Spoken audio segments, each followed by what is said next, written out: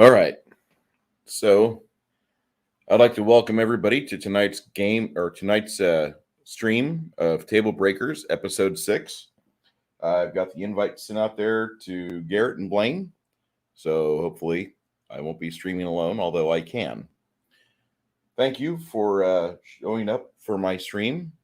And for those of you watching this on the replay, I really appreciate you. I appreciate that. While I'm waiting for everybody to gather,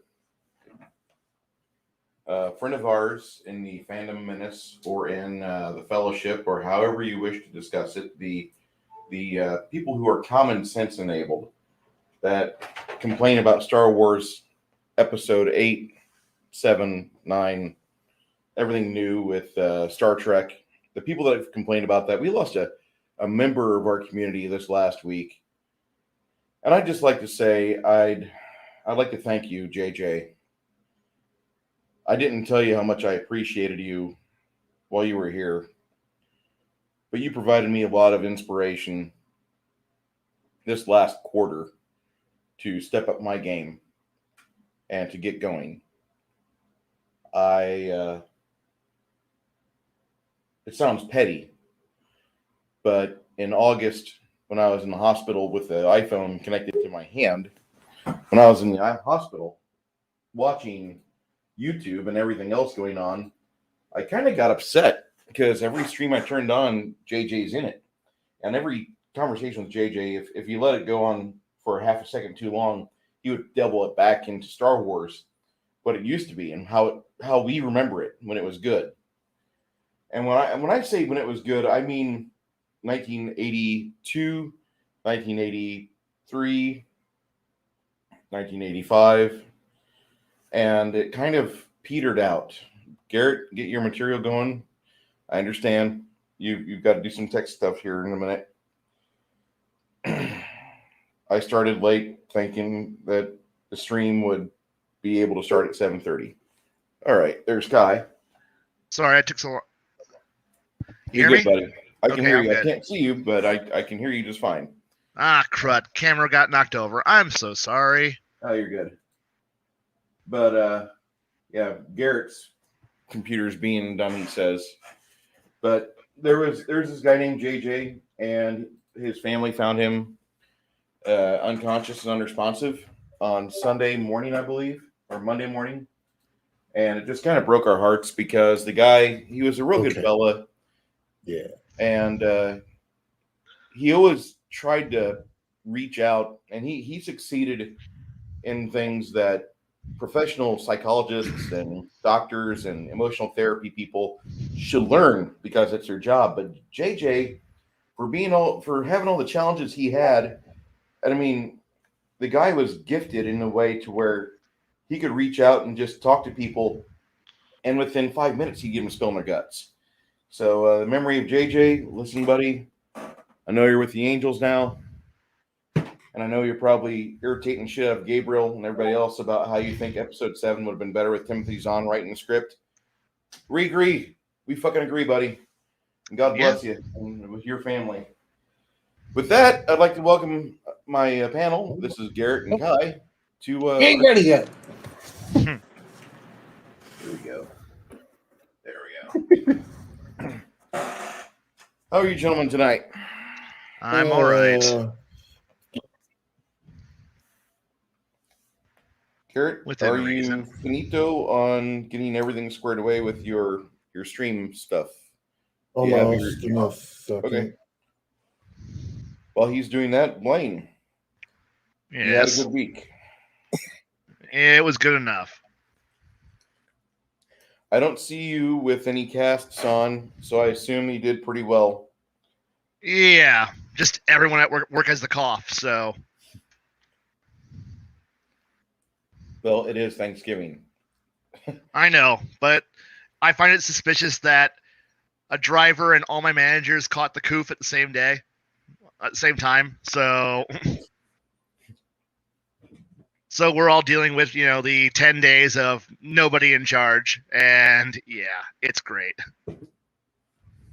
I would celebrate that. Yeah.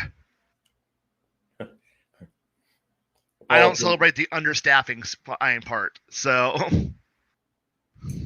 well, the good thing about being a driver, you can only work so much OT.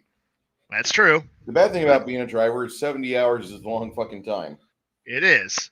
And I've been looking at, on average, 58 to 60. So, yeah. Yeah. Hey, Parrot Head. How you doing, sir? If you guys are on my channel on Discord, I would recommend that you say hello to Parrot Head. Oh. And hello. He's a heck of a guy. He's gone through some things lately. But he has got some of the hottest takes, or he finds articles and stuff and memes on the web. You want him to be in your friend's corner because you want him to deliver you some funny goods at like 4 a.m. or 9 a.m. And he does that on a religious basis. Nothing wrong with that. Gonna say that. No, nothing wrong with that at all. All right. Hopefully I'm looking for the right channel. Okay, cool. There we go. Paula Patriot says Smoody is awesome. He's referring to his favorite Star Wars character, whom I do not know. I will look it up. Did he say Hootie? Smooty. Oh, I thought you said Hootie. I was going to go, wait. Hold on. Where's the blowfish? Where's the blowfish? Need some blowfish. No, it is not smoothie. God dang it. Yeah, autocorrect. Yeah, Perry, not to mention the good porn. Poon. The Poon, my bad. Oh, fuck. Here we go. So, past couple streams, we've talked about getting everybody. Yeah, Smoody was from Star Wars Bounty Hunter. I remember that now. We've been talking about getting people butts to the seats for game time. And Blaine had the audacity to be like, let's talk about session 0. And I'm like, oh, God. Yeah, I did have the audacity, didn't I? Yeah, it's been 2 weeks. I don't remember half what I say. So, yeah. Hello, the lovely Sherry. How are you, dear?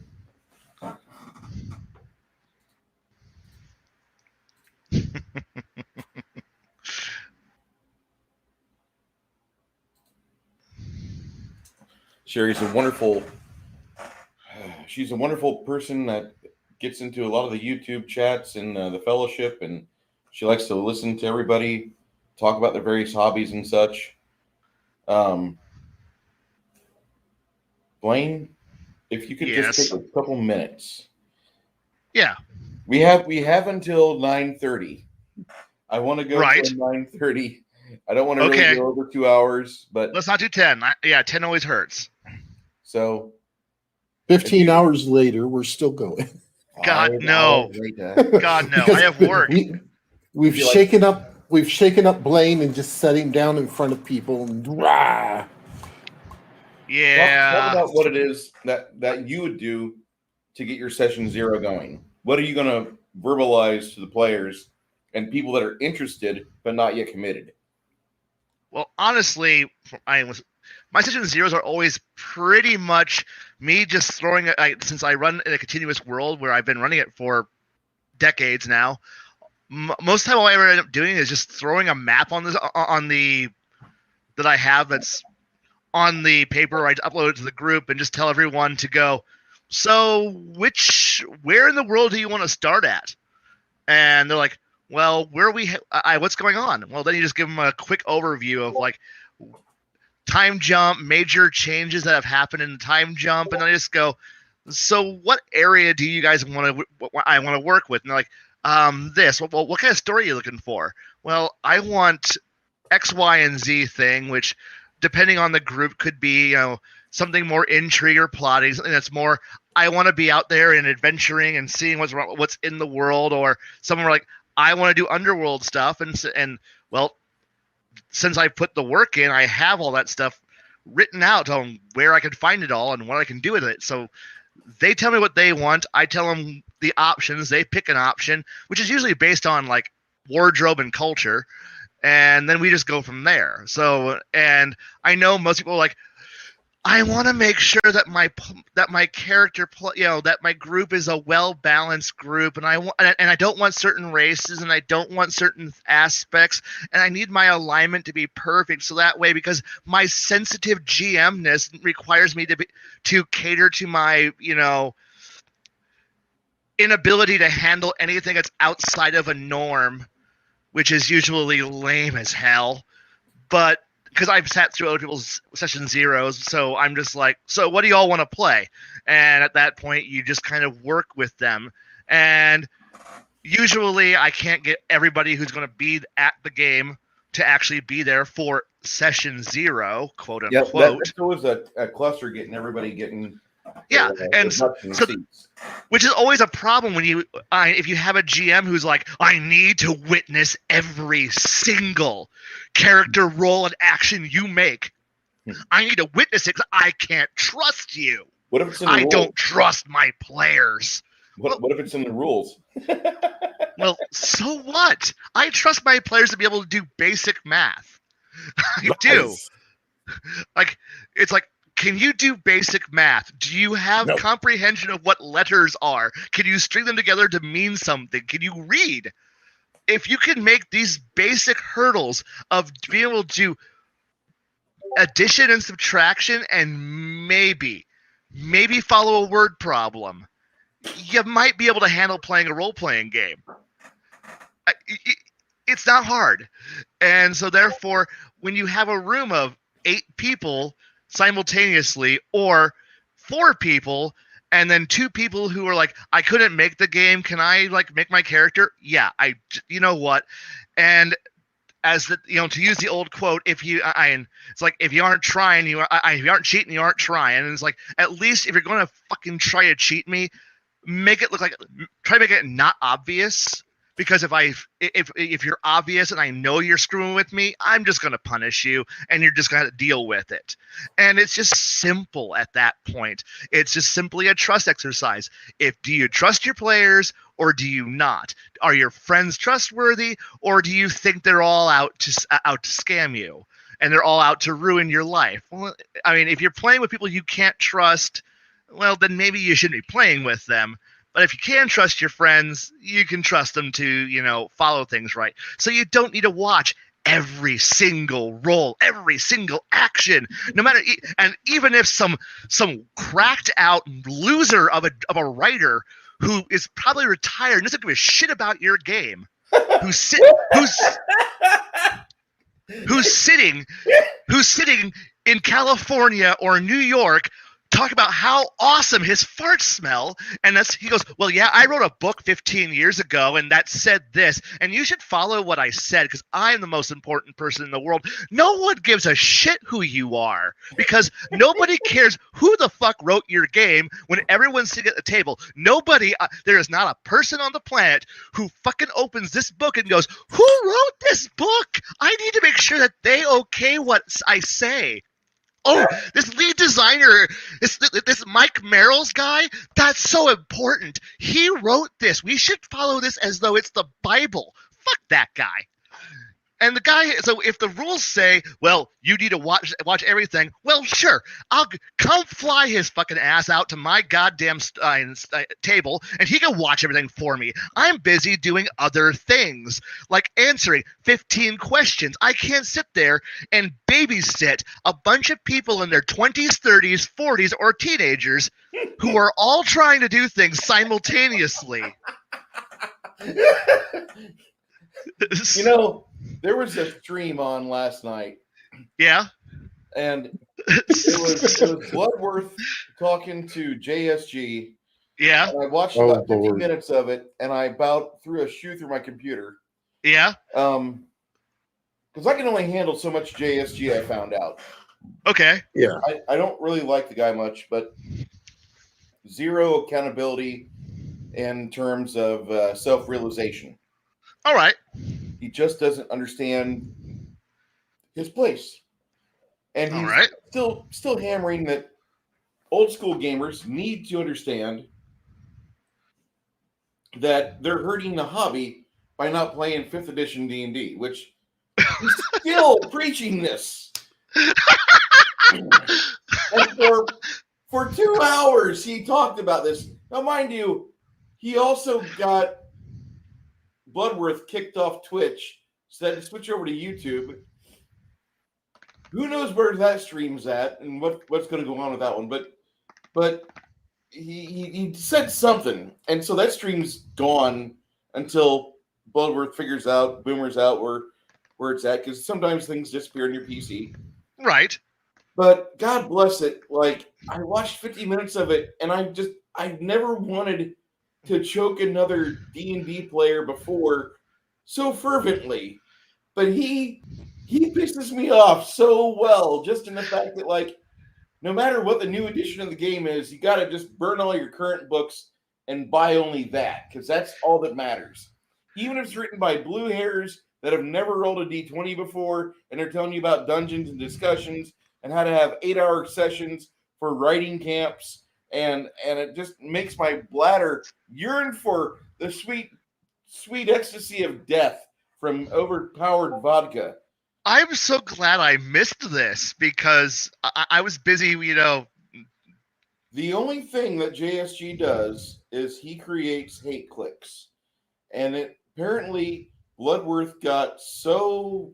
He got so many clicks, he beat out Tin Cars Tavern on their YouTube stream. I'm sorry, I only had the 5e books at hand because the only other fantasy book that I had... No, I didn't have another fantasy book. So the only other thing I had at hand to try to be all smarty with is Twilight 2000, and that's the wrong game when we're talking about Dungeons and Dragons. So yeah, it's all right, but I had to bring that up because this happened 24 hours ago. Okay. Max and Joe were talking on the Gatekeeper stream, and we're like, why is there only like 3 people in the chat? And come to find out, like, there's hundreds of people watching Babu Frick. Sorry, Apollo. Babu Frick and ASG, not Babu Frick, Bloodworth. Sorry, Bloodworth.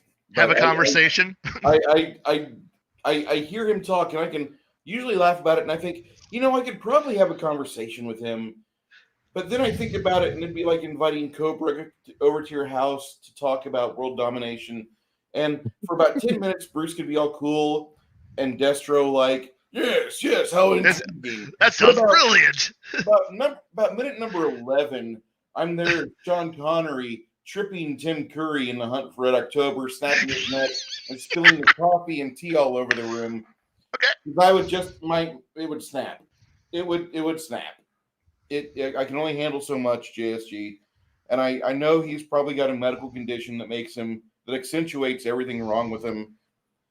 But God damn it, like, retards are not supposed to be a form of entertainment in 2021, but here they are. Retards are a form of entertainment in 2021. They always are, and it's a blast. But the thing is that so they're editing. God damn it, bitch! Don't listen to this.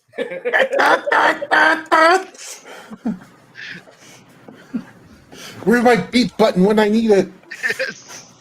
We're terrible, and I apologize slightly. I've got Vigo brewing some stew. We're going to release it in the underground river beneath San Antonio, and we'll try this takeover of San Antonio once again. Yes, Vigo works. So yeah, you got your people that they come over for third ed or for fifth ed or for basic or for RuneQuest, whatever game it is. Right. Because go ahead.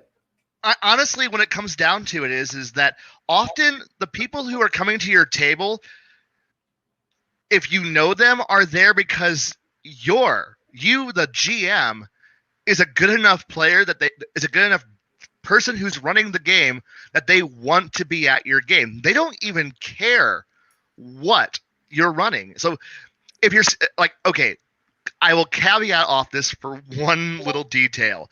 If you're going to a store, oh no, what? Sorry. No.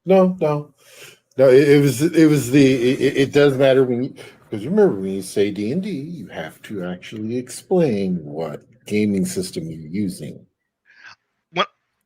I will admit, or people will get mad in a Discord for 3 hours. Look, as far as I'm concerned, generic like there's a joke that in my campaign I started running this thing under Legend of the Five Rings First Edition, and then I moved over to Besem, then I moved over to D&D Third, then I tried other game engines, and just whatever game engine works. The players don't care. All they care is that they get to play a good character, a fun character. But the only time I've ever run into a problem of people being really anal about it is when you go out into a public environment, to a gaming store. Then session 0 becomes really important, because at that point you need to be able to go like, greetings and salutations, I new people who want to play my game. We are going to be playing this version of Dungeons and Dragons. It is Pathfinder First Edition. It is using these particular books. If you do not use these books, if you use books that are not on my list of allowed books, I will be very angry, and I must watch everything you do because I do not know who you are. You are here to play at my game store. At this table at the local game store, and I cannot tell you no because you are at the game store, and the store manager says I can't throw anyone out, even though I want to. And this is how dull and boring. And well. And yes, you are not to lie during it. But the thing is that how many GMs during session 0 actually know what they're going to actually run? I mean, most of the time, it's like, I'm going to run this particular module set. And my one thought is, have you even read the entire first book yet? Do you know the first book of this 5-volume set? Well, I flipped through it once, then you haven't done your homework. Then what are you doing? Well, I'm just going to play it with you guys and figure it out on the way. Well, then congratulations. You might as well be sandboxing because you're just using this as cliff notes. You're cribbing it along and you're doing your homework the night before every single night. So you have no idea how this ends. You have no idea how you're going to guide any of the players. So if you've never read the end of a module, do you know what characters are going to be needed to play this game? You don't. You have no idea. You're an incompetent GM. You don't know what you're doing, and you're just using somebody else's notes because you're too tired to actually do anything on your own. So your party could come at you and go, I've created a really cool fighter. I have a good cleric. I have a good blasty. I'm blasty caster. I've got a good stabby stab. I've got some guy who can shoot sticks at people. Okay, cool. Is this the right party to be able to beat the module? You don't know. They don't know. You're not telling them anything because you've done no homework. And if you're doing it as a sandbox, the GM has no idea what they're doing either. So they're like, well, where are you putting us? I'm putting you here in not Italy. Sorry, in not fantasy Italy. And okay, what's the storyline? I don't know yet. I'll figure it out once I have your guys' plot lines. And you just move from there. And so session 0 is not just like, unless you're coming in with an ironclad, this is what I have. This is my vision. This is my go write a book. And this is somebody who values storytelling. And so therefore you come in as so you have no idea the cast you're going to be working with. You have no idea who the characters are. You have no idea what their personalities are. You might get unlucky and have, Bob the Orc. His entire thing is thunk hit good. And okay, I got to make a story that involves that guy. All right. Wait. You can have an entire cast list from Thunk Hit Good, his entire family. Yeah. The names of David Ryder and Space Mutiny as per riff tracks. Yes. Oh God. Angus McRuckfist. Hey, Angus Meat Thrust. Big McLarge. Look, I have used Big McLarge Huge on more than one occasion. So Slam Meat Thrust. My name is Slam Meat Thrust, the Barbarian. I think my best one I had was when I was playing Traveler. Slab Hardpeck? No. It was Jackson Hammer. Right, but the thing is, wait, hold on. And he was a Marine, Okay. And we wound up getting 5 power suits. And my character was the lead. So guess what it became known as? Oh, no. The Jackson 5. Oh, ow. I like it. Yes. It's painful, but I like it. Yes. And the thing is that, like I said, but you don't know any of this, so any prep you do ahead of time before you know what your players are is going to be completely worthless. So session 0 is more just to help you as a game master know what the hell you're going to run. Okay, this is where I'm going to interject real quick. All right, go ahead. Everything you've said, I absolutely believe. Yes, you're right. What, though, I'm going to say on top of that, if you run a system that has a propensity to be ran with players that have a day job in the accounting field, like say maybe a 1st edition Pathfinder or Hackmaster 4th edition. Oh God, yes. So say you're running this, or even Roll Master. Oh my God, yes. I was waiting for it. So I've got the trifecta of math. Yes. As a GM, referee, or storyteller, or game master, whatever the fuck you call yourself, you deserve to tell your players, listen, no. This is a game we're playing. This is session 0. And I know you fuckers have it. And they'll break out their binders or they'll break out their phones and they'll email you their 20-level plan. This is where I see myself in 5 years.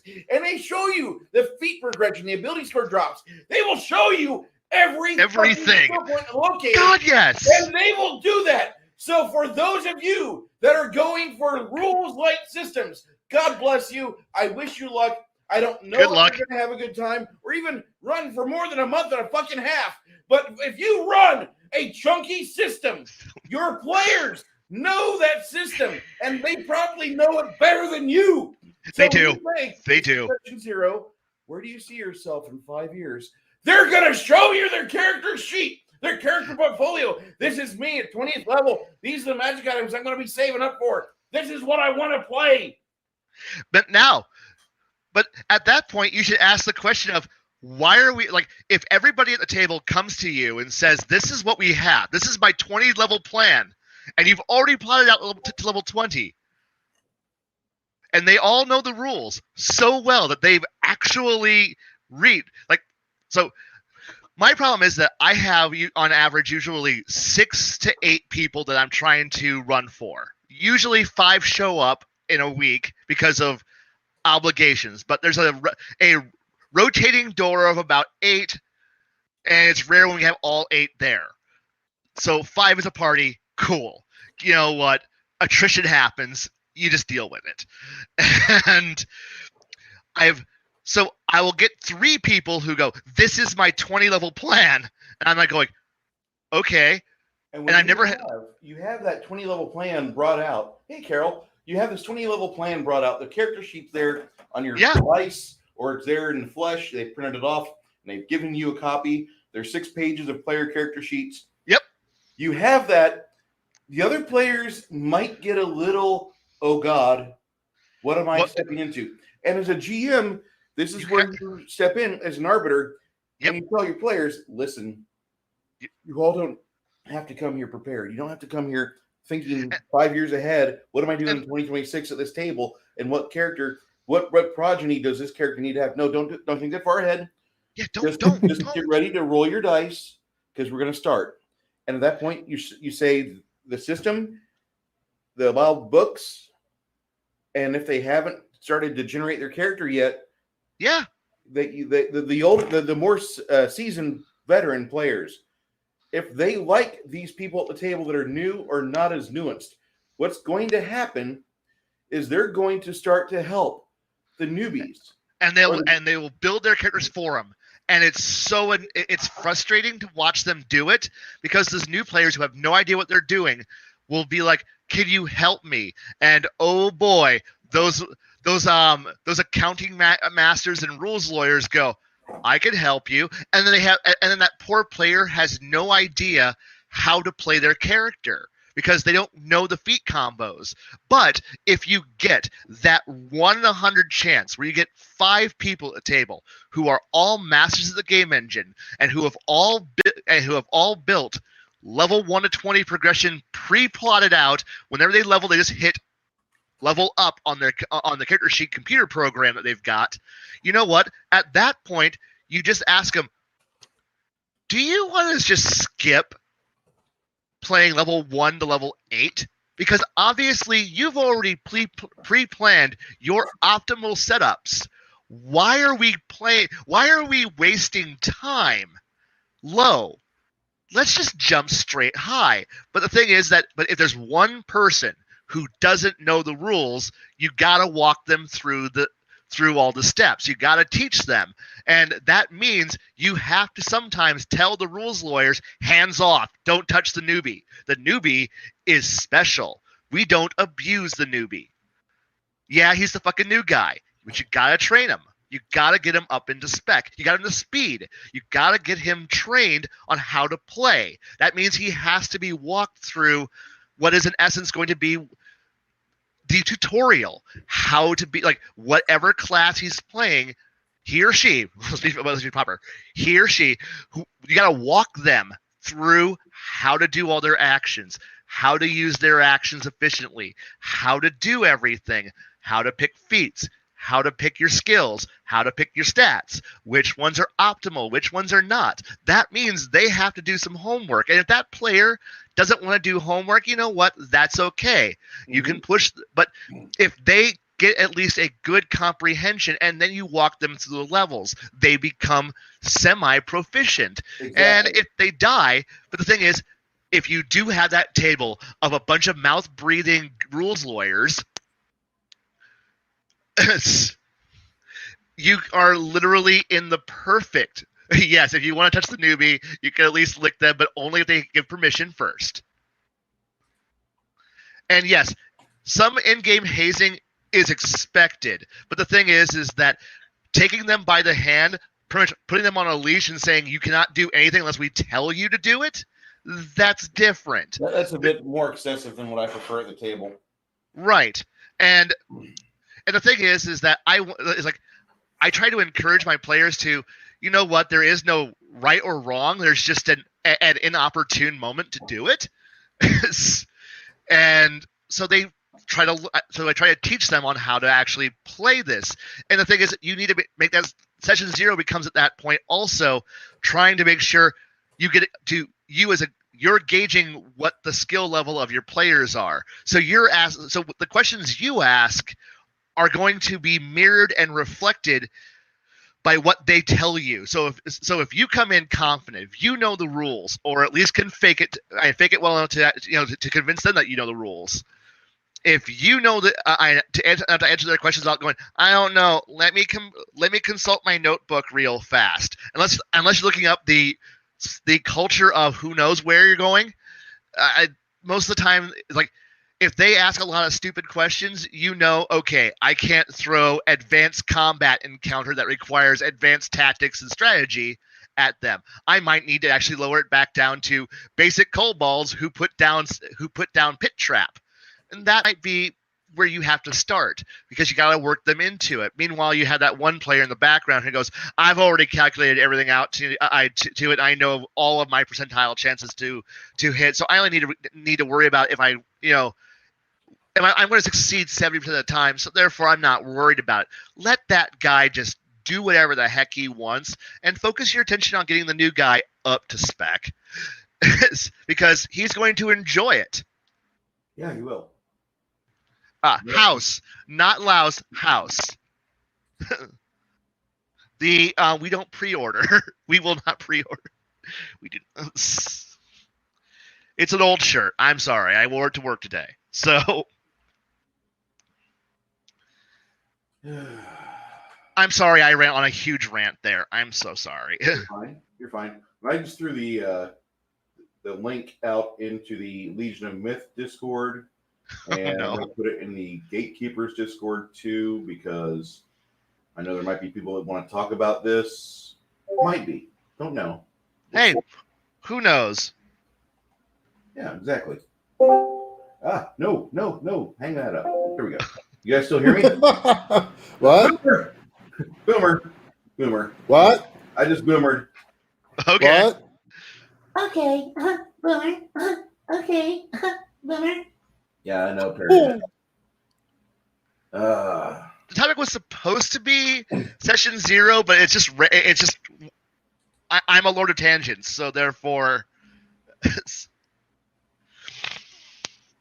I'm just going to share my screen for just a moment here. So am I. Oh God, no. I don't want to have to deal with whoever this person really is. So. No. So this is I did some research with this. So this is research. actually one that I came across. It's in Reddit. Some of these are actually kind of funny. A lot of it is what we've already went over, which is like experience, leveling up, milestones, stuff like that. What's to be expected, etc. Then player behavior, game behavior, and DM expectations. I find it funny that the top 2 are alcohol and narcotics. Oof. Cal, the man that's on top there, Kai, that's playing. Yeah. I'm sorry. Okay. I haven't. So go ahead. Then, of course, it goes into, cell phones, whatever, digital devices that they wish to have at the table, consequences. Basically, something I do is I tell them that, I will essentially, if you're doing stuff that's not game related on your laptop, you're getting docked XP. Right. Up to half of the total XP earned for the night. Because there has to be consequences for it. And everybody's different on that. I've actually seen some DMs who said if you're caught, if they catch you on Facebook, etc., you get no XP for the night. Ooh, ouch. That's kind of rough, but man, I would prefer to have everybody's attention. Exactly. And it goes into the next thing is player attention. What happens if the player is constantly distracted? If they're delaying a game, not paying attention. I mean, how many times have you've got the initiative order set, and then all of a sudden comes around, and then there's let's see, what am I going to do? And they spend 10 minutes trying to figure out what they're going to do. Pretty much. That's and consequences for that. I think really the cell phone digital devices are the biggest distractions at the table.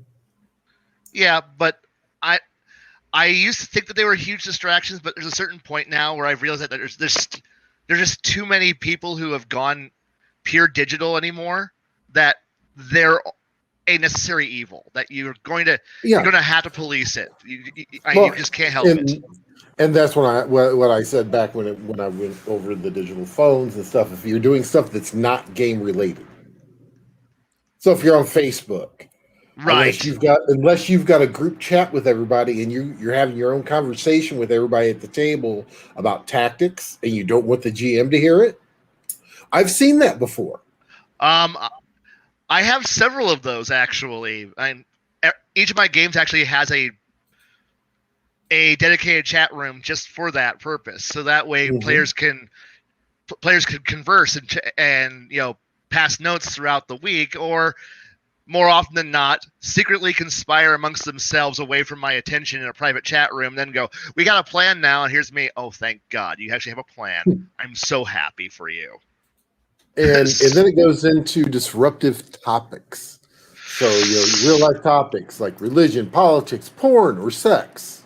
Oh, those okay at your table? I mean, the off comment about, depending on the group that you're playing with, if it's a group you've been playing with, and you guys can joke around about certain things.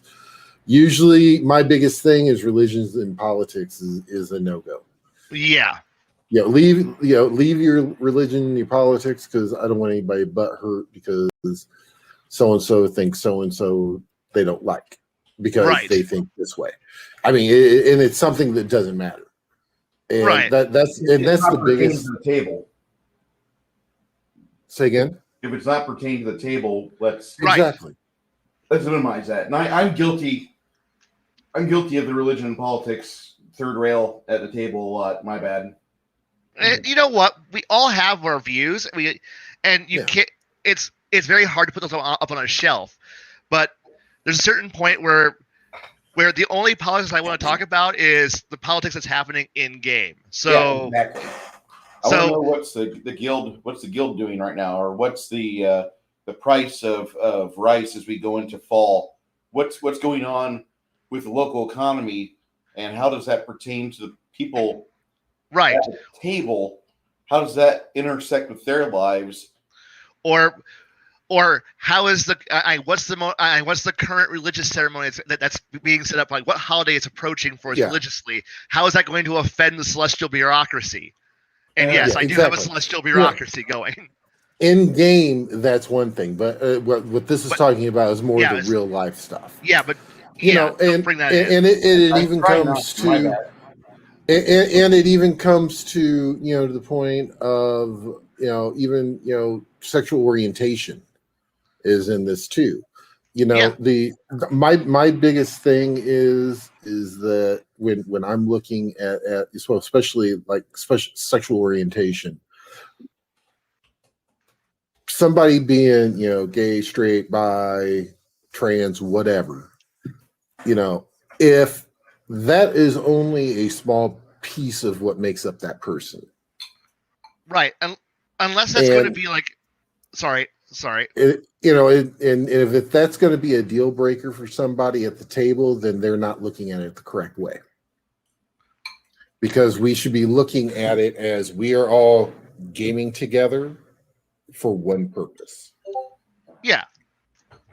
You leave all it's kind of like like when I'm at work. I got agents who I coach and they say, "Oh, well, I've got this going on and I got this going home." I said, "Leave that shit at the door. Just drop it off at the door. When you sit down at your computer, this is what you need to be focused on." And it's the same thing with the game.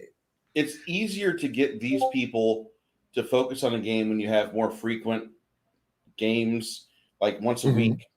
If you're only doing it like me once every 3 weeks or once a month, it's kind of hard. You need to let your players decompress for 30 minutes and let them talk to each other before the game. And then after 30 minutes, let it be like, listen, we're here for the game, and I know you guys want to talk. Listen, we will talk plenty, but I want to do 6 or 4 or 8 hours or whatever the typical game length is. And that's another thing with session 0. You want to discuss how long are we going to be sitting at these tables in game. Yep. It's just something that you want to give that, because sometimes people, they have these priorities outside of the table. I don't get it, but they have priorities and they have to do things like family or my goldfish or something. And it's like, I guess we should have scheduled breaks. Go ahead and get a Zoom call to the wife and kids and let them know you're still doing pretty good. And you'll be home probably tomorrow morning about midnight. Don't do that as a DM. You're going to have an empty table. My true story. Don't do that. Yeah. But let people like have breaks during game about once every hour and a half, 2 hours, so they can get up and stretch your legs. Yeah. Or even if you're doing, if you're running the game, you're transitioning from one spot to another. Usually what I do is definitely before a big fight, I'll tell everybody, okay, this is where we're pausing the game. Everybody go ahead and take a quick 5-10 minute break, get a drink, smoke a cigarette if you need to, everything else. So it's, that way everybody can get their stuff done and whatnot. So, then they can come back to the table and, be able to figure out what we're going to be doing in this upcoming battle. Yep. Plus that also gives the DM a chance, if he needs to go to the restroom, come back, set up the table. If they're miniatures, everything else. Shadzar, leave your baggage at the door when you come to my game. That includes your pets, your kids, your genders, your wheelchairs, all of that. It stays at the Oh no, door. Combat wheelchairs are totally in, man. It's the new fad. And Shauner says the OGGM's Adventures wrote a safe space session 0 thingy for drive-through, and I plan to tear it apart. Shauner, when you dissect that, I would like to see that. I would enjoy that. I want to see what your critique is, and I know you're definitely critique the hell out of me on one of my game streams. I get it. I expect it fully. I put it out there, and that's fine. What is my garbage session 0 handout that I actually wrote years ago? While you look for that, let me go ahead and go. Unannounced dice rolls. This is one of my biggest pet peeves. Is this Garrett? Is this OGGM's session 0 piece? No, this is one from r/D&D Next. Okay. I think this is like 5 years old, but I found it and I was like, wow, this is like the most comprehensive one I found. So, and everything. So, basically, I rolled a nat 20 in a perception check. No, you didn't. So you see snow and penguins as you're traveling in the mountains.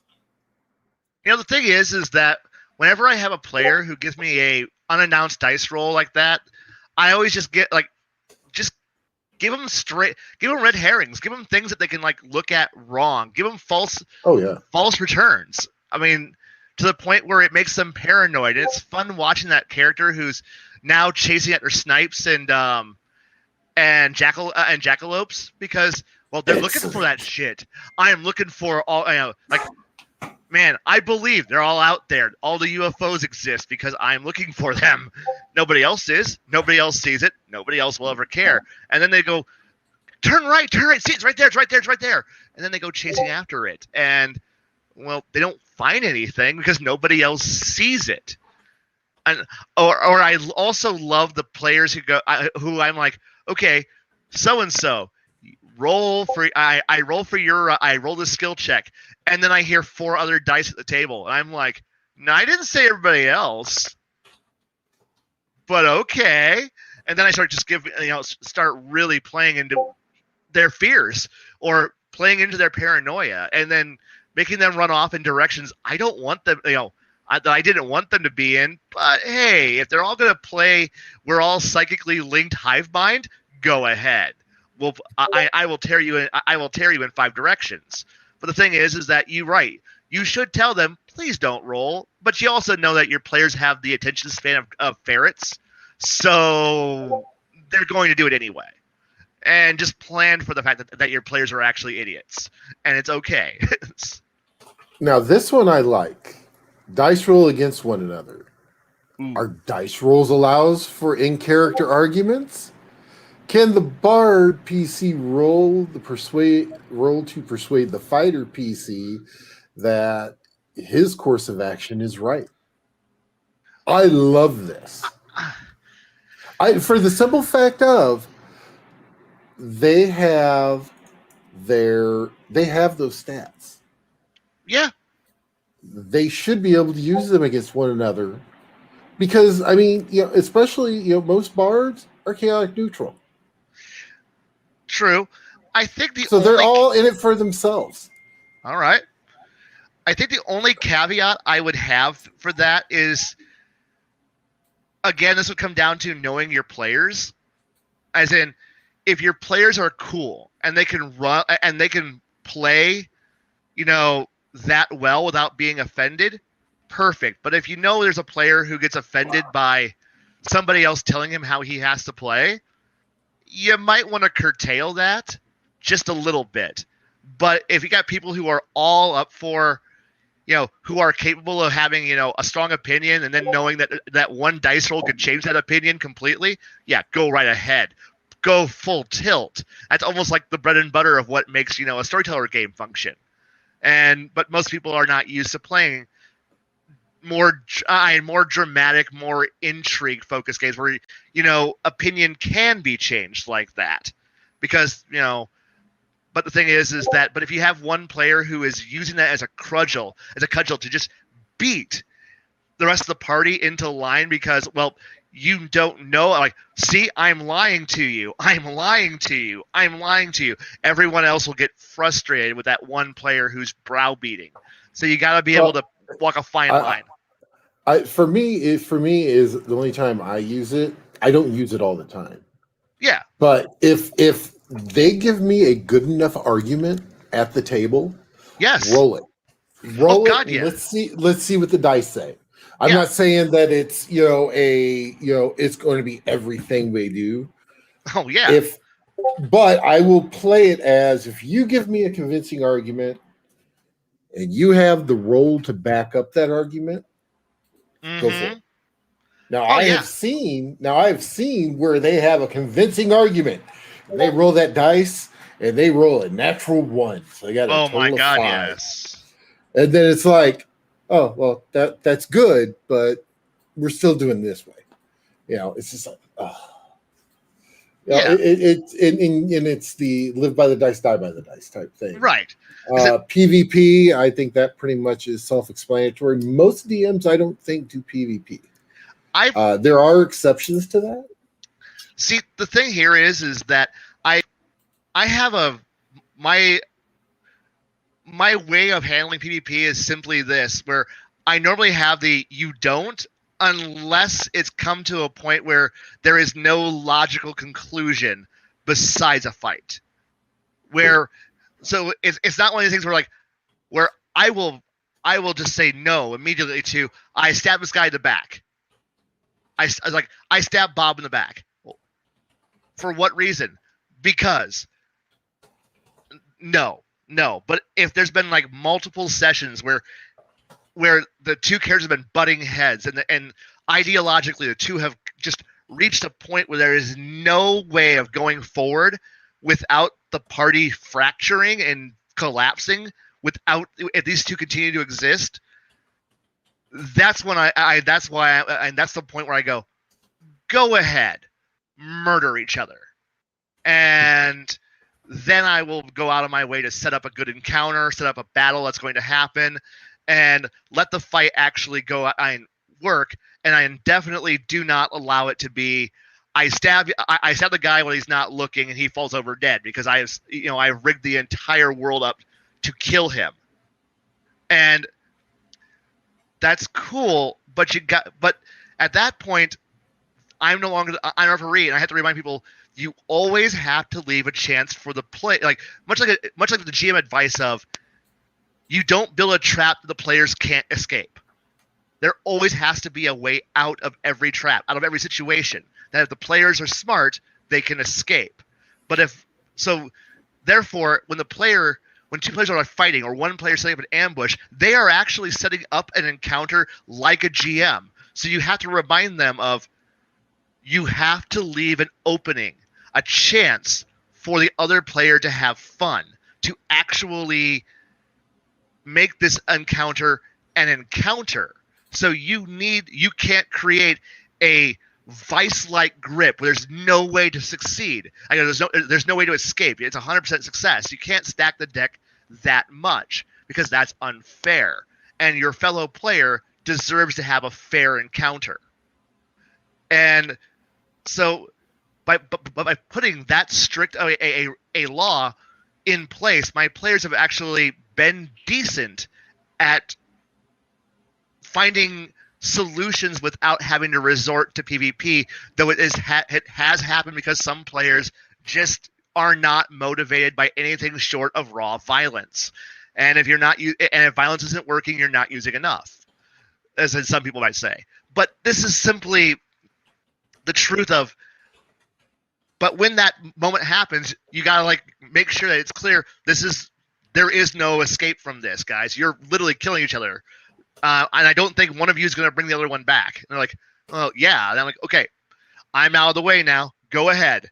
I'm just here to arbitrate, who dies when, and that's when the fight happens. And it may be rigged, it may be stacked, but you got to make sure that both players realize that you guys all had 100 chances to back away from this moment.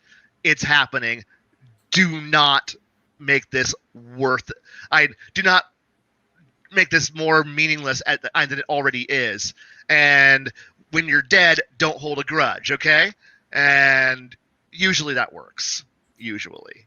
Well, see, with one group that we were in, we actually had a contract that the players, the player characters all signed off on. One of them was actually happened to, it actually was enacted on one of my characters because he was taken over by a sword. Yeah. It was called the Bunny Claws. Okay. The main Bruce laughs because he remembers this and laughed. This was He at my laughed about table. that way too. That was at your table.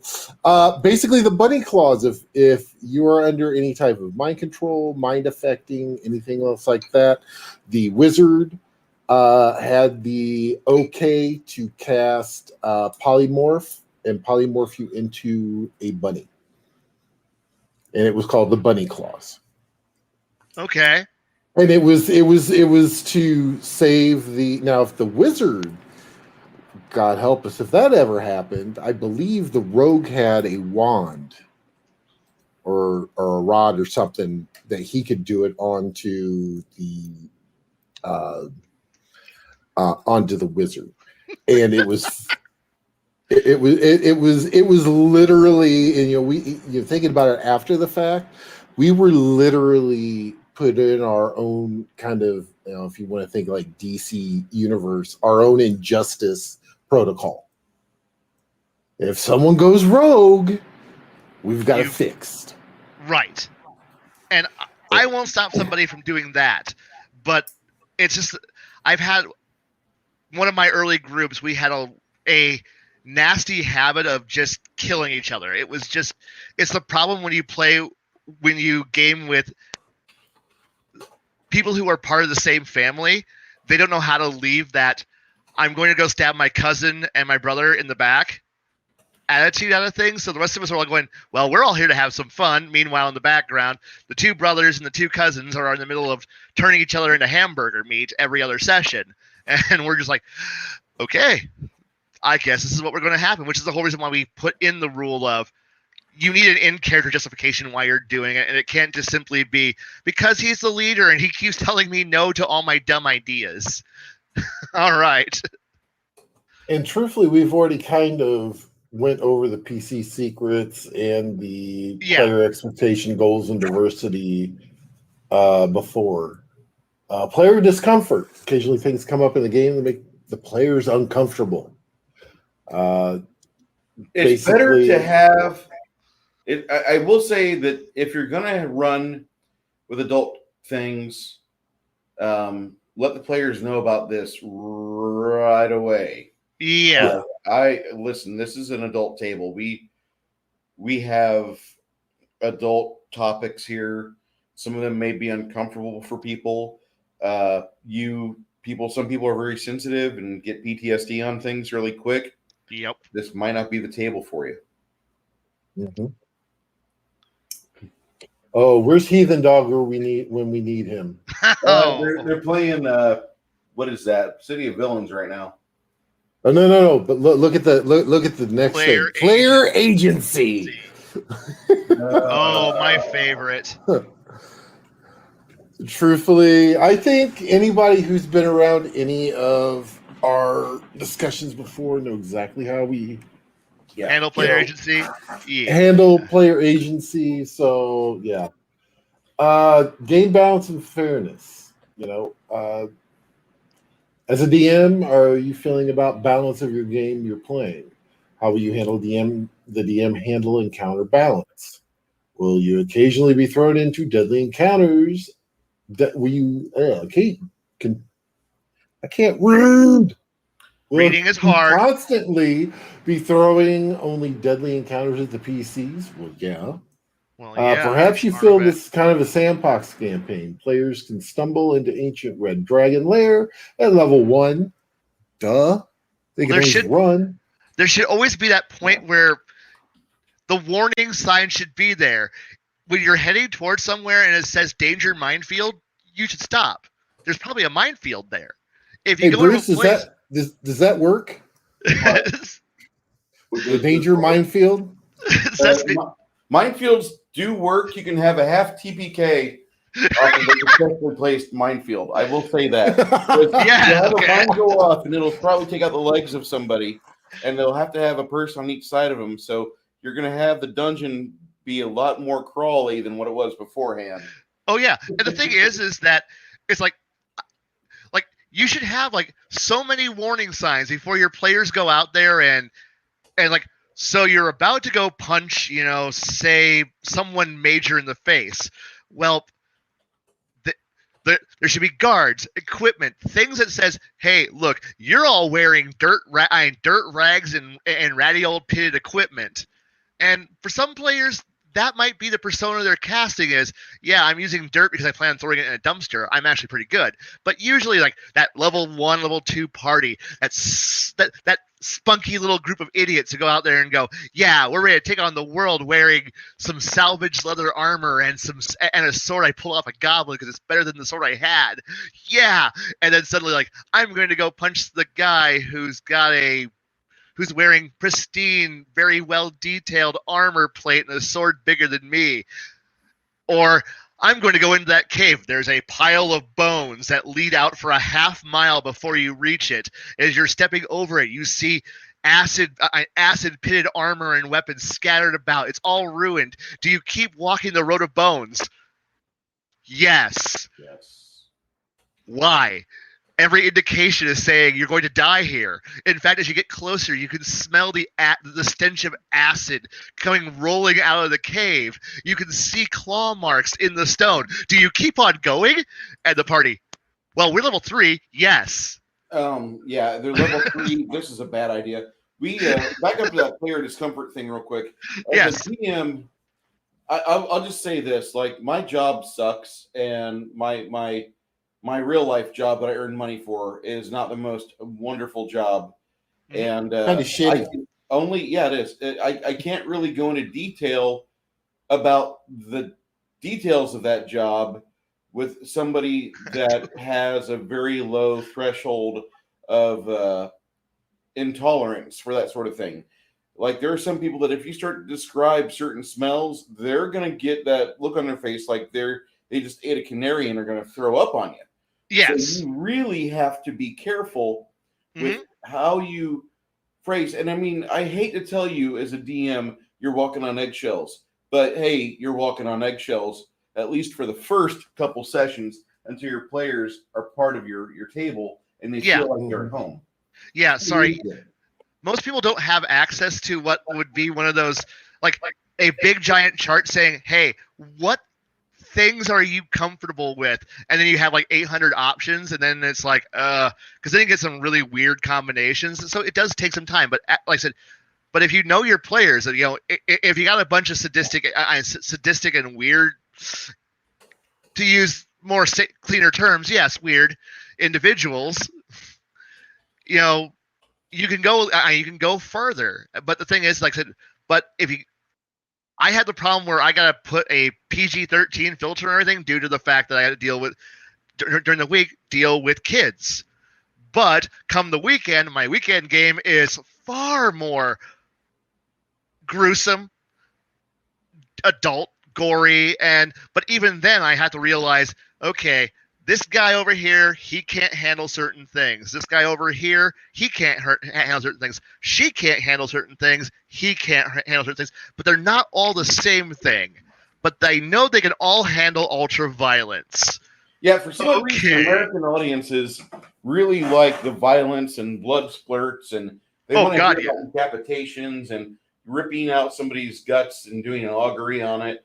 But it's weird, because you can discuss anatomically disgusting scenes. Yep. But you can't discuss how the slimy texture is feeling between your fingers as you reach through the bits of the dead beholder, and all of a sudden it starts to deflate as it fills the cavern with scat at the back end. Right. Or And you or you have a situation where like you've killed a serial murderer and he actually had a captive in his above ground warehouse in downtown Paris. And when you find that, you really can't describe the level of debauchery he had with her while she's still alive, because some of your players in your game, they might not have ever had a bad situation happen to them, or they might have, but they can't tolerate the thought of that. And if they are of a certain mindset, they're going to use this scene as a point of bitching about how your games are about misogyny. He's an incel. Don't do that. Don't go down or that you road. might have that moment of a player who gets a little too in depth into, say, torture, just to put it out blatantly. And at that point, I'm like, look, guys, most of us have read the Marquis de Sade, so most of us know how gruesome this we could get. But let's not. Let's just say if you're going to go that far, let's just say torture and then move on. Because a lot of us watched grindhouse flicks from the 70s. A lot of us have seen gruesome horror movies from the 80s. We know what's going to happen. Yeah. Some of us have actually seen some rather gruesome shit, and we don't want to go through that again. Yeah, like So I had a player at the table that was ex Coast Guard, and he was witness to piracy in the Caribbean. And so that was something he didn't, when we started talking about it, he said, do you need to talk about this? I said, I need to at least list what's going on. And he's like, okay, I'm okay with that. But you couldn't RP with that. And worse yet, one of the other players at the table, and this was my bad because as a GM, you're supposed to police your table a little bit. One of the other players, when they were out smoking, started talking about how he wanted to do stuff to the NPCs in the game because he just wanted to see the Coast Guard guy react. Oh, and that is one of the things you got to put a foot down on that stuff. Yeah. Oh yeah.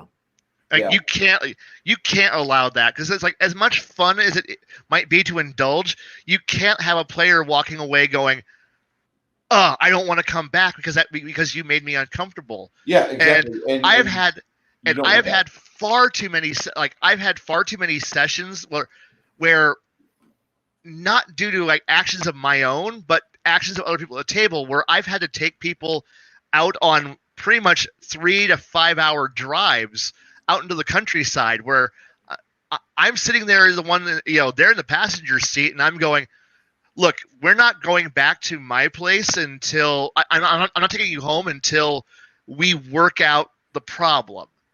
And but because of my attitude towards, I want to know what caused you to have this moment, so we're going to work through this. Because of this, I've had a bit more exposure to psychological problems than I've wanted to deal with, but but I took on that task, that job. So I took on that by being the person that they can open up to, but that allowed me to take their hurt, their problems, and go, hey, someone's player number 2, stop that. And why? You don't want to know. Okay? You just don't want to know.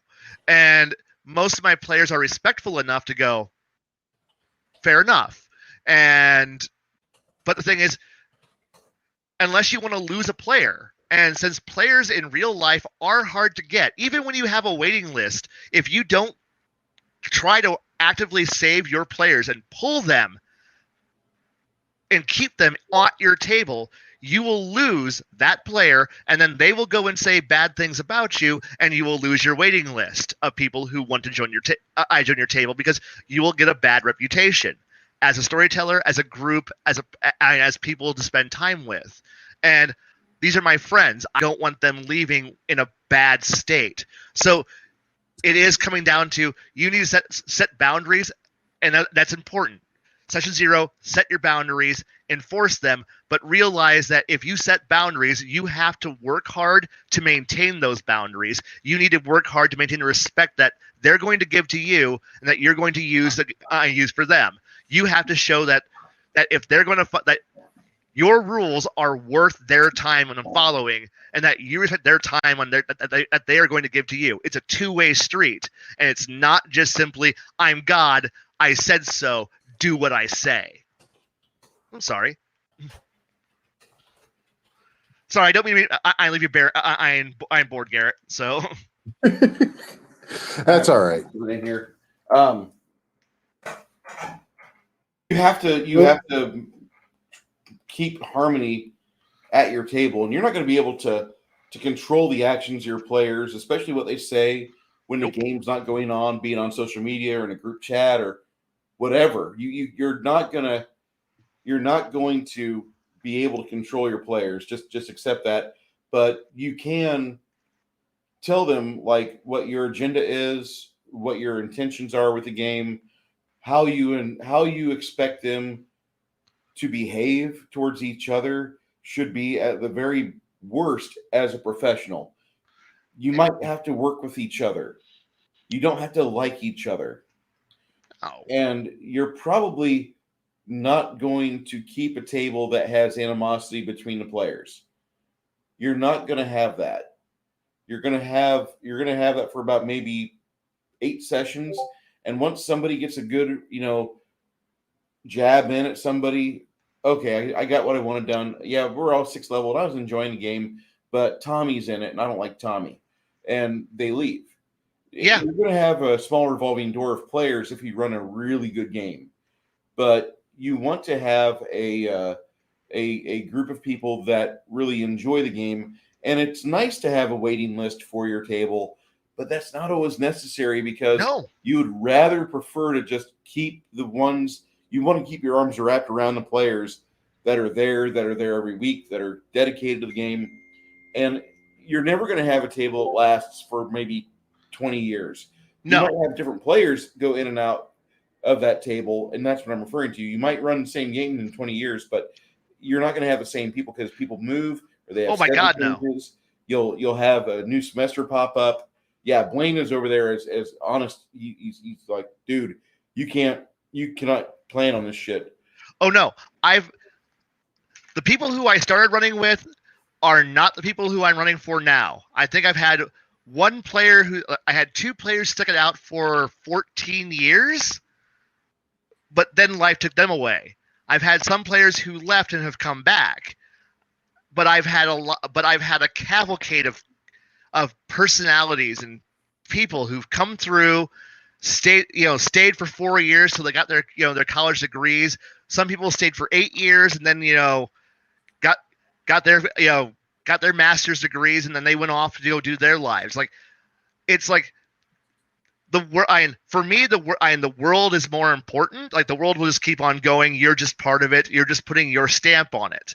But the thing is that because of the fact that you will never have one person who's been at your table for 20 years, 25 years. If you have that group, if you have a player group that you can say you have 2 people, 3 people who have been at your table for 25 years, I would say you might need some fresh blood, but congratulations for making it that long, for having friends who stuck it out that long. And I've got Brooke and Chris that are celebrating their 5th year with me. And we're in multiple campaigns together. That's fantastic.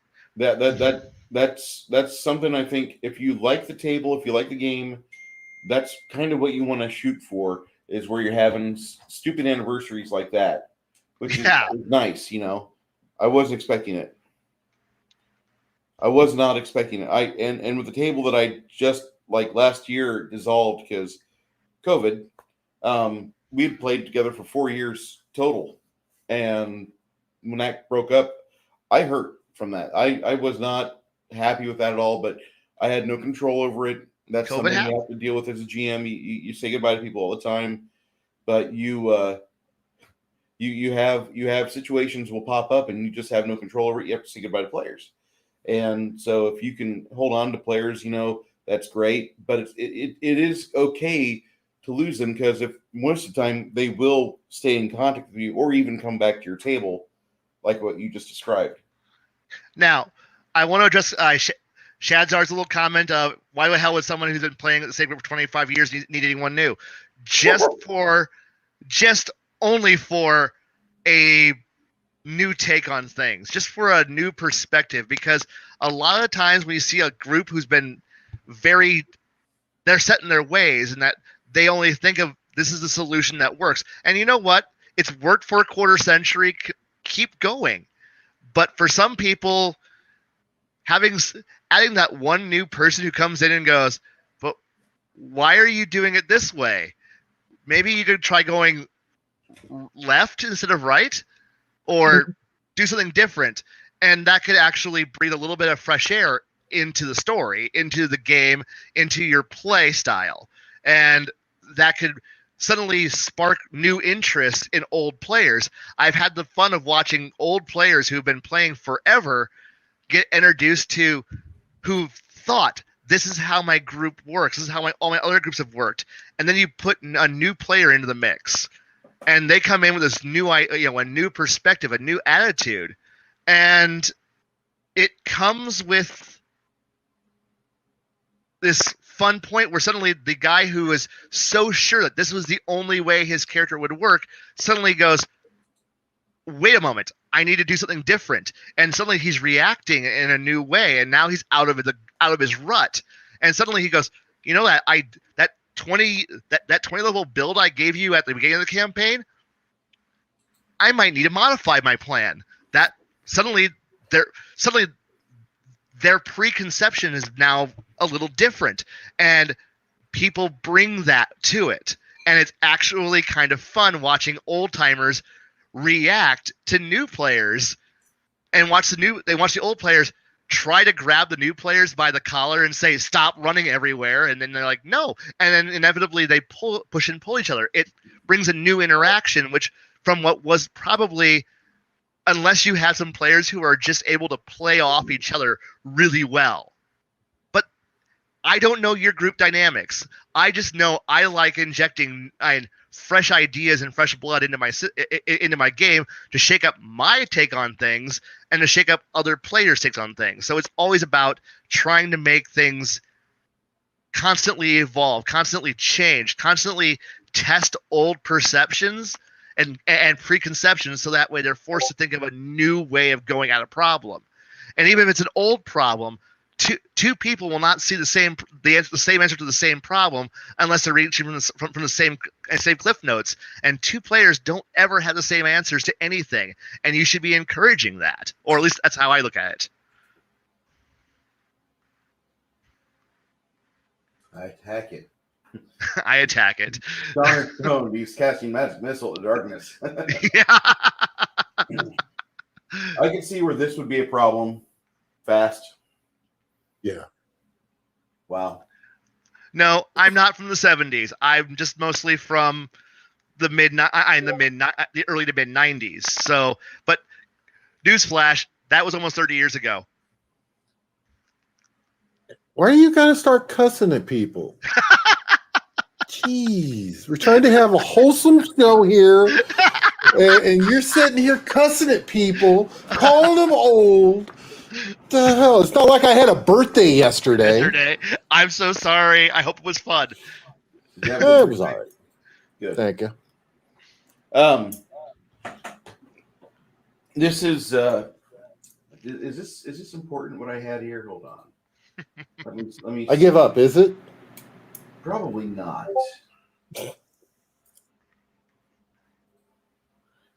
Share screen. All right. Share screen. There we go. All right. Add to stream. Off to infinity. This is me after about every session 0. My Yes. support bar cart. Yes. Yeah, right. So true. So with you've got your comfortable topics, you got your uncomfortable topics. You want to have everybody agree on the system. You want to have people understand what direction your game is going.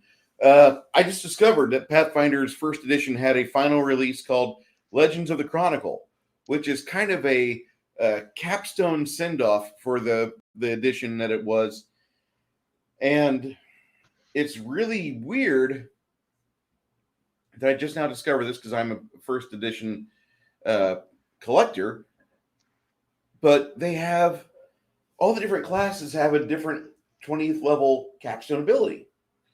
And usually, when Paizo screws up on something, they usually don't retract it too well. They said to us the ACG would be beta tested and then they would fix the items in beta test and they put it out then.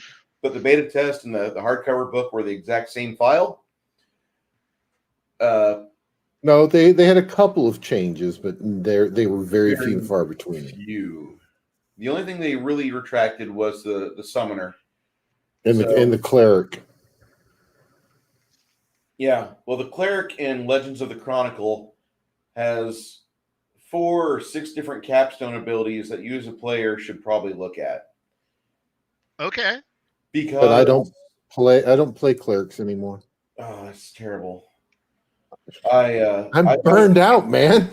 We have a support group on Wednesdays. It involves drinking and complaining about tanks and fighters. I've got to say that Legends of the Chronicle will be the last Pathfinder product I buy, but it looks like it's probably the best product they've made because it actually went back in the classes that are detailed with Pathfinder First Edition. They really do their best to give all of the character classes something to strive for, which as a GM, you automatically want to do, but it's very rare where a company will give you a character build and they say, here's some options for you. We don't know what you want. And they do that with mages, with wizard, with cleric, fighter. They give you so many different options in that book. I'm going to be having to buy this because it's that fucking good. I've got to have the hardcover. I must. And it is one of those things that I think if you're going to run Pathfinder or any version of 3rd edition, look at it.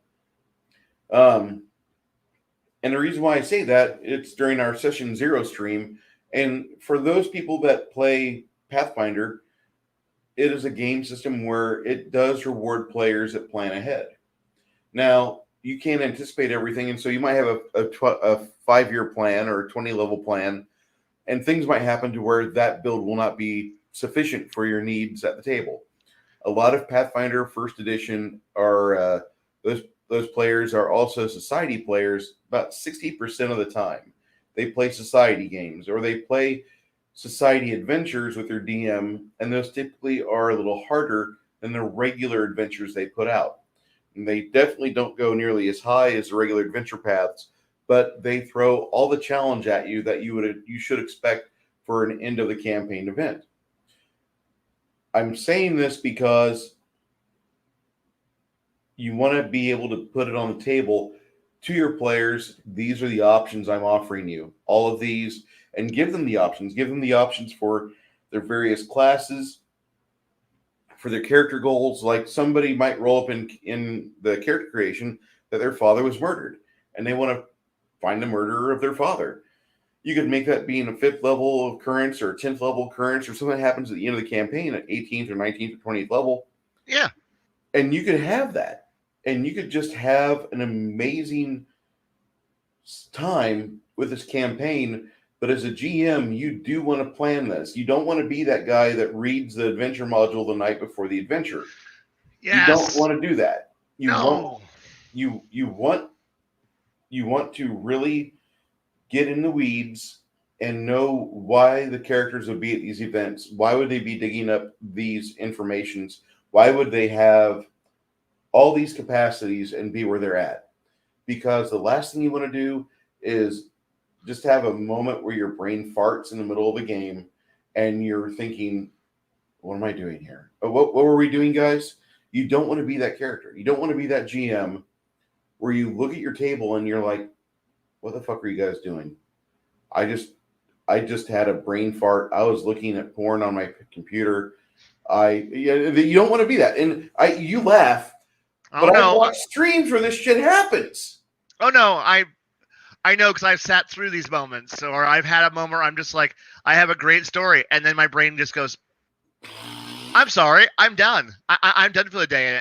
Yeah. For the day. So, and I'm like, okay, everybody, go take a half hour to go get a drink, get some food, and let my brain reboot because I just had a blue screen of death. yeah. And I'm useless for the next 30 minutes. Dun, dun, dun. Yeah. Did our GM just crash? Are you okay? GM.exe has suffered a fatal and critical error. You want to go into your campaign day, your session 0 with an idea of where you're going to steer the players, and when you start running the game, you really want to have notes. Just if nothing else, there's 3 bullet points. Just 3 bullet points as to where you're going to go with this game, and let the players decide how things go from there, because you don't want to have a choo-choo train going. You want to let them have the illusion they're taking at places. Right. I've had kernel faults. I understand that.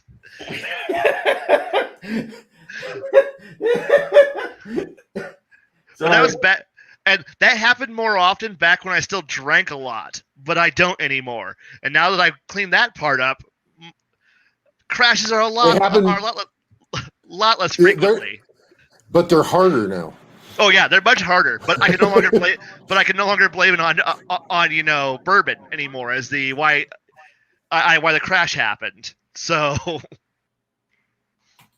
I know chat's talking about Traveler now. I think one of my favorite rules or favorite tables for Traveler is actually the Scouts Brew table.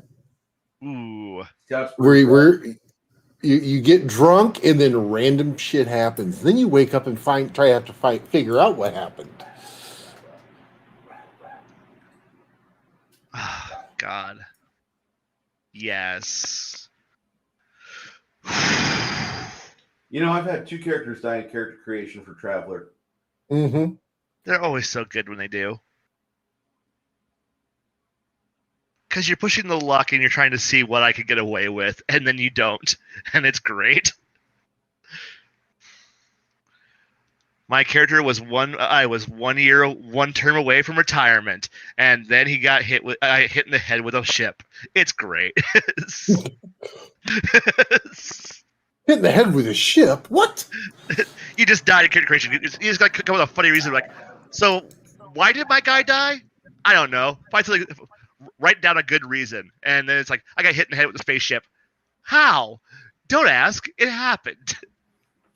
Landing gear malfunction while I was working on it. What?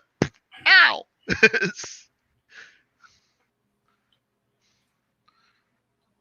We could have an entire 2-hour session where we just try to create characters in Traveler.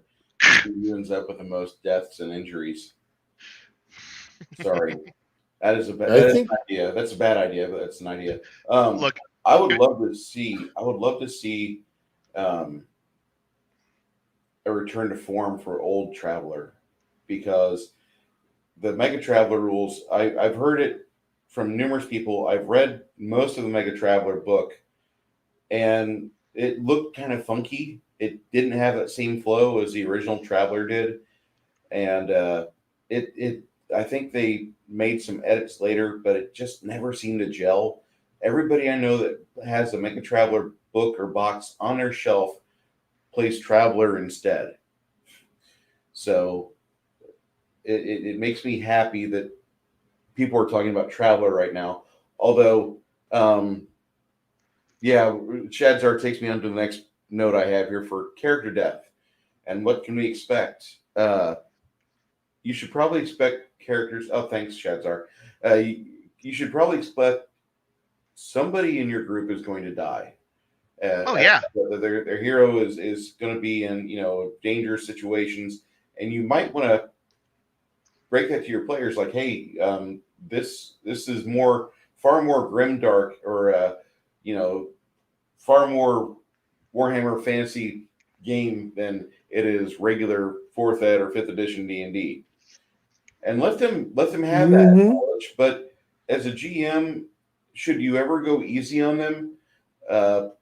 As somebody that just had a half TPK happen, I gave them the option to go forth and have certain death, or they had an option to abide by the NPC's rules that he said. And most of the party was willing to go away. The paladin, however, said, well, while we're here, let's just do this. And so half the party was willing to die, and they died. And the problem that I'm having right now is that the player that lost the sorcerer is him hawing about what type of character to play next. He's just not feeling it. And that's something that you might want to be aware about. Is sometimes you're going to have a player that they get attached to a character, and for about 2 or 3 sessions, they're kind of out of sorts as they're trying to figure out, how do I play this game? I'm not at the same power level as the other players at the table. I don't want to be a wuss. And they have this internal monologue going on. So you might have to repeat like what Blaine did earlier, where he took somebody on a 3, 4, 5 hour car trip and be like, let's discuss what's going on in that head of yours. And that's really never a bad thing. In fact, I recommend if you've got that good of a friendship with your players, you probably do want to have that at some point with them, because you're going to have them go through things in their life, or you're going to have things in your life pop up. And just having a friend to where you can spend 4 or 5 hours on the asphalt rolling through the miles, that's going to help get you back to where you can get going again. And it's going to do the same thing for them. It's going to provide them a way to have an emotional anchor to where they know if things get kind of rough, I have this option to voice my criticisms or my thoughts on these disturbing things that are going on. And they won't explode those items at the table at the other players, which is much preferable to having somebody have an emotional outburst that none of the other players deserved. And you might not deserve it either. But the thing is that if you care about your friends in your group in the game, you'll do that. I used to have like I said, my apartment's dry right now, which sucks. But I used to have like a bottle which was only there for helping players work through anger issues on something went wrong. Let's work through this problem, and we would polish off a bottle until we're all fucking drunk, passed out. And usually about a quarter of the way through, we're both sloshed enough to be able to go, so what's really the fucking problem here? And then they go, well, whatever, unload whatever it is, and then they realize, oh, wait, I'm not. Maybe I was an asshole. Maybe I shouldn't have said X, Y, and Z to my fellow players. And I'm like, yeah, you probably shouldn't. And then they're like, but you're also an asshole too, Blaine. Yeah, I am an asshole. But I'm the one buying. Keep drinking, keep yelling at me. I don't give a shit. I think you and Connell should probably get together, and you should probably run a good game for him, because he's a guy that he runs a store game. Yeah. And he doesn't get to do all the things he wants to. When you're a GM, you don't get to. Oh God, you never do. Players, but he has these ideas, and it might be something that you want to add or season your table with. Just laying that out there, and plus the fact he's Irish, so he probably will see your lack of alcoholism and be like, "Let me help your cabinet." Just saying that. I know he won't buy you like a Johnny Walker. He might get you a Jack Daniels.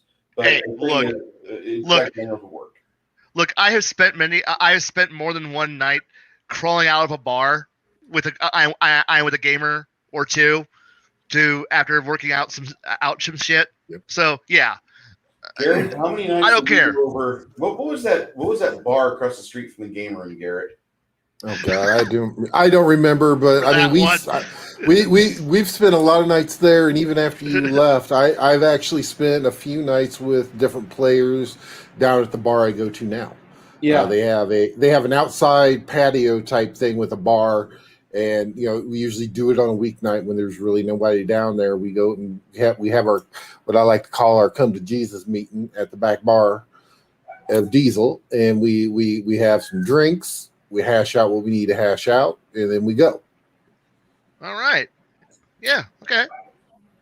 Usually I prefer the bar next door to it, but yeah. Well, yeah, Yeah. but But $3 you call, it's That's hard every to beat. day. That's hard to beat. That's very hard to beat. I can't beat that. And I will say that I know we did have 10 people in the chat, and I will say, chat, thank you for being here so far. Yes. Now we're Yes, down to 5. definitely. I didn't mean to have attrition hit me as halfway through like this, but I will say that the game has always helped me get to know people in life, and if it wasn't for gaming, I probably would not have the rich friends that I have now. And I mean rich, whereas like they've enriched my life. They've completely changed my outlook on a lot of things, because whenever things were really rough, they always did manage to kind of help get me pointed in a direction, and I would be able to go there. Garrett and Blaine suffered through my grief when my friend Bill died, and they dealt with Bilius Maximus, Wizard Extraordinaire, and Best NPC ever. Yeah. And I still use him to this day, and I will. He's been put into the repertoire. we didn't go to the bar for the to RP there. Although I know people that RP at the Crow's Nest here in San Antonio. That's the one rule that I have if I end up taking a gamer or two out to the bar is we leave dice in the car. You don't bring them into the bar. I do not want to have anyone, while I'm sitting at the bar polishing it with my elbows, going, I'm going to roll. No, we're not here to play. We're not here to play. We're here to vent. God damn it. Go ahead. And yell at my wife then, because she always has a full set of dice in her purse, because she never knows when a game will pop up. True. Yes, I do. I do have a slide rule at my desk, just out of habit. That's funny. I will say that the thing that, as a GM, when you're preparing for session 0, you really just want to be able to read your table. That's going to be like my big all caps instruction for anybody that wants to learn how to run a game that lasts longer than 6 sessions or even 2 sessions. Learn how to read your table. Learn how to read your players. Do they get along with each other? Do they know each other? Are they able to coexist at the same table? Is there this constant dick measuring where they're doing this? And you want to have a healthy table. I really actually think that you want to be able to leave and let them discuss things for a few minutes while you use the restroom, or you get a smoke, or maybe you get yourself a drink of water or something else, whatever. You can trust them not to be strangling each other. You going back again on trusting at the table, like what Blaine said earlier, I trust my players to create a character that's legitimate. You should be able to trust your players to where they're going to treat each other and your table with respect. Yeah. And if you don't read it properly, you're not going to have a table for very long. No. And I made the mistake of actually one of the kids who I'm teaching. He thought he could I've watched you GM for a year and a half. I think I can handle being a GM. I'm like, all right, here you go. Here's the keys to the car. Run for my play. I run for the group. Well, what are you gonna do, Blaine? I'm gonna make a character. I'm gonna sit in the background and I'm gonna watch you. And he's like, okay, cool. Within 2 sessions, he had managed to tick the entire table off, and everybody was getting ready to quit because they didn't want to deal with this, because he couldn't read his fellow group, even though he had been in that at the table for a year and a half. He should have known everybody, but instead he just went with the I'm a GM. I'm right. This is what's going to be wrong. And suddenly, so he failed that test of respect your players at the table and read the room. He couldn't do it, and thus when he came back, a few weeks ago, goes, "Hey, now that this arc is ending, can I run again?"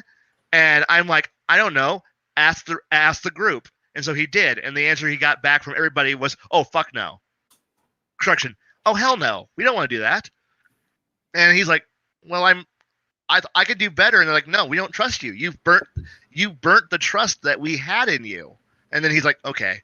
And because trust is a currency, and if you, as a GM, you spend it and you earn it.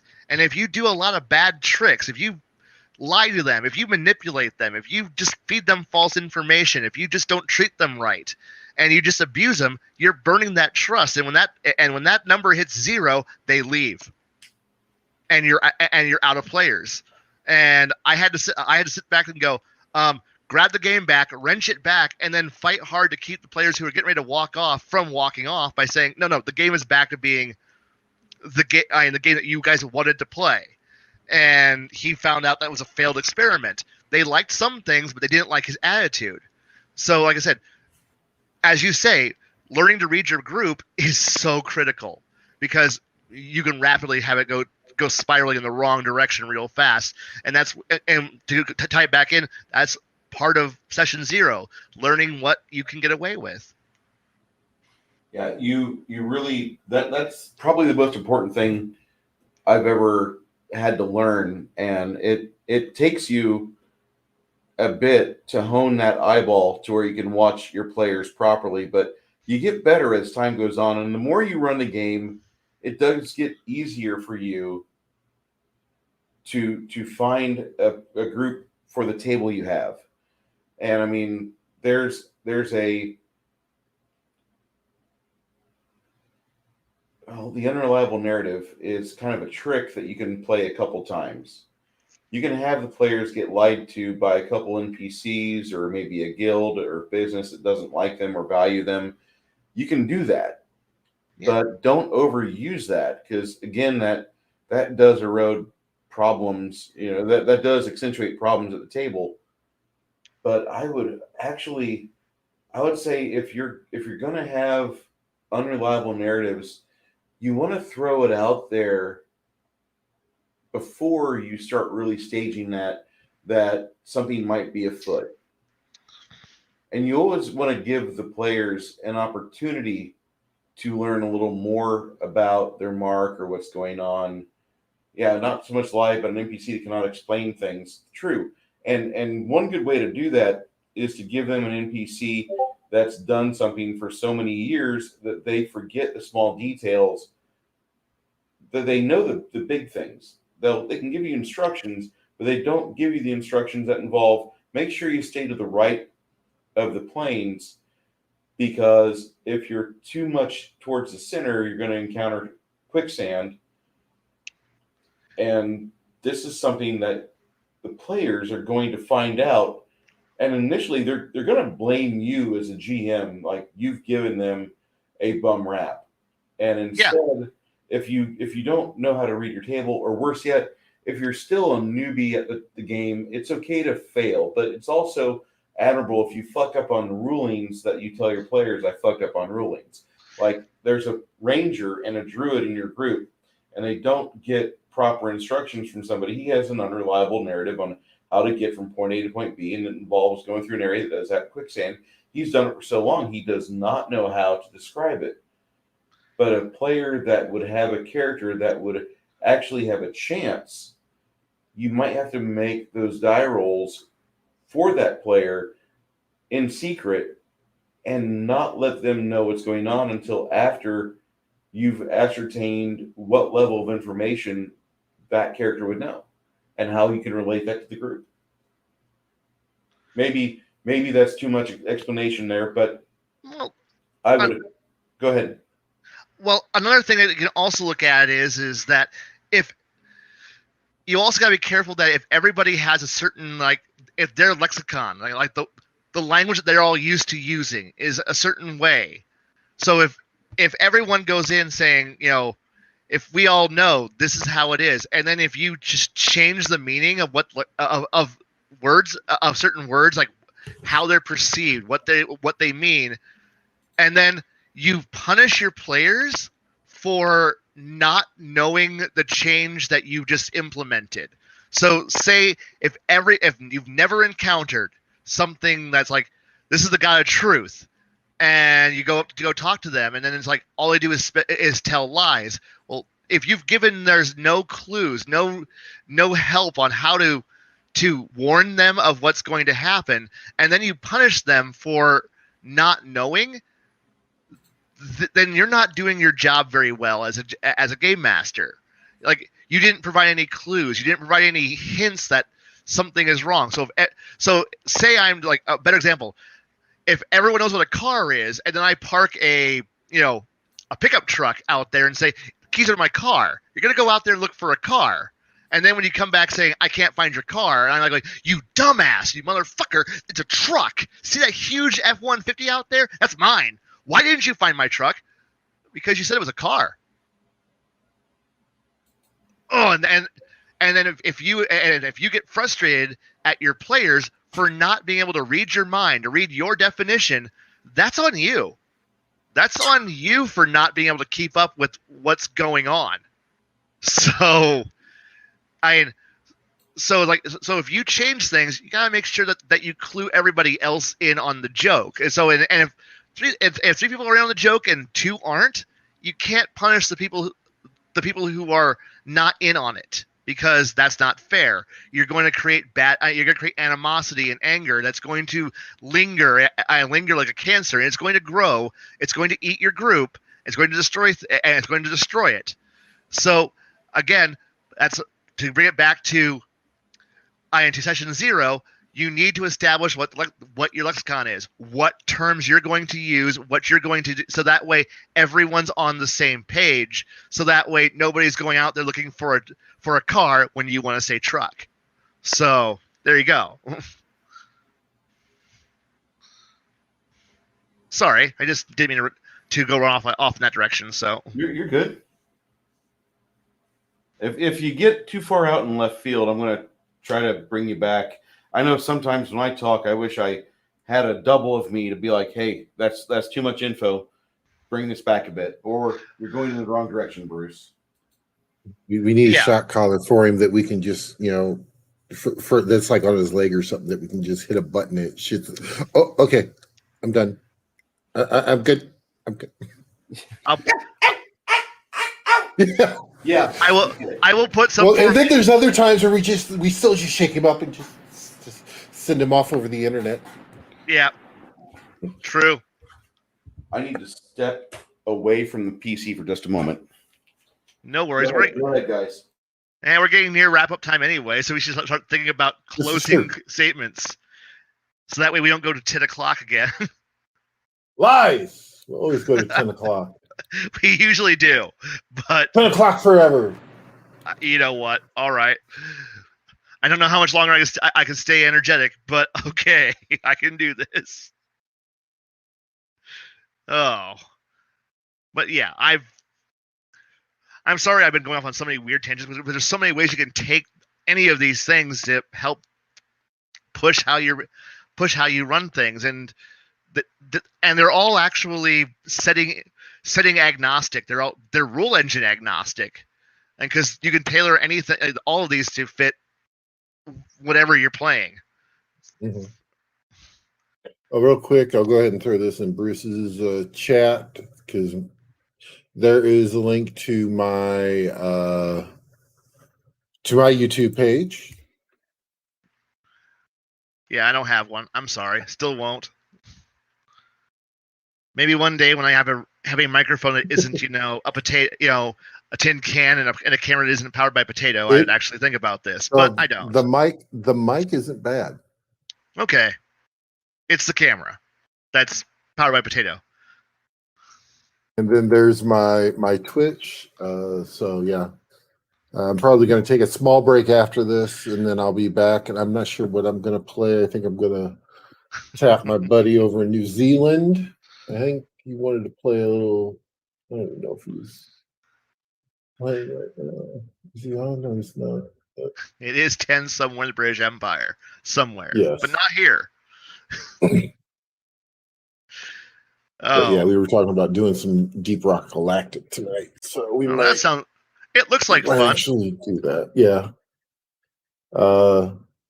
Let's see. So with He's back. He's back. Oh, God. Oh, I'm shoot. back. Let me walk away. You guys continue to talk shit about me. Oh yeah, we're so doing that. I have no idea. StreamYard. I don't get money off of YouTube videos anyway, Shad. I don't have enough traffic, so I'm not worried about it.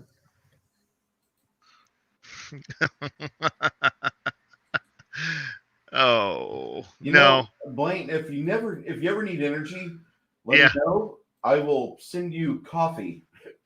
Oh God, what brand? There's only one. No, actually, there's not. There's more than one brand of coffee, but I would go with HEB and their Texas Pecan coffee because it's kind of a different thing for me. You know, I lived in Illinois for over 30 years, and it just kills me that we would put pecan in a coffee pot. Okay. Pecan. But it's Some great. pecans. I'll throw some Great. pecans in there. It's one of the best coffees I've ever had. You know, I used to shill for Black Rifle Coffee, and I still believe quite a bit in Stocking Mill Coffee, which is out of Virginia. The Stocking Mill, that's a gunpowder site. Gunpowder explosion happened there in the 1700s during the Revolutionary War, and the guy's got a bunch of stuff going on there, and it's pretty cool. But they have really good coffee. But I'll say something. There's about 80 to 300 blends of coffee out there from veteran coffee makers or United States Armed Services veterans. Okay. So just find somebody that makes a coffee you like and buy it. But if I was going to send you coffee, Blaine, I would send you HEB, which is a Texas grocer. I would send you their pecan coffee. And what you can do, you don't brew it. Don't brew it. You don't brew it, huh? Okay. You just put it in your lip like dip. You know? Okay, I'm okay with that. Caffeine like that. Goddamn man!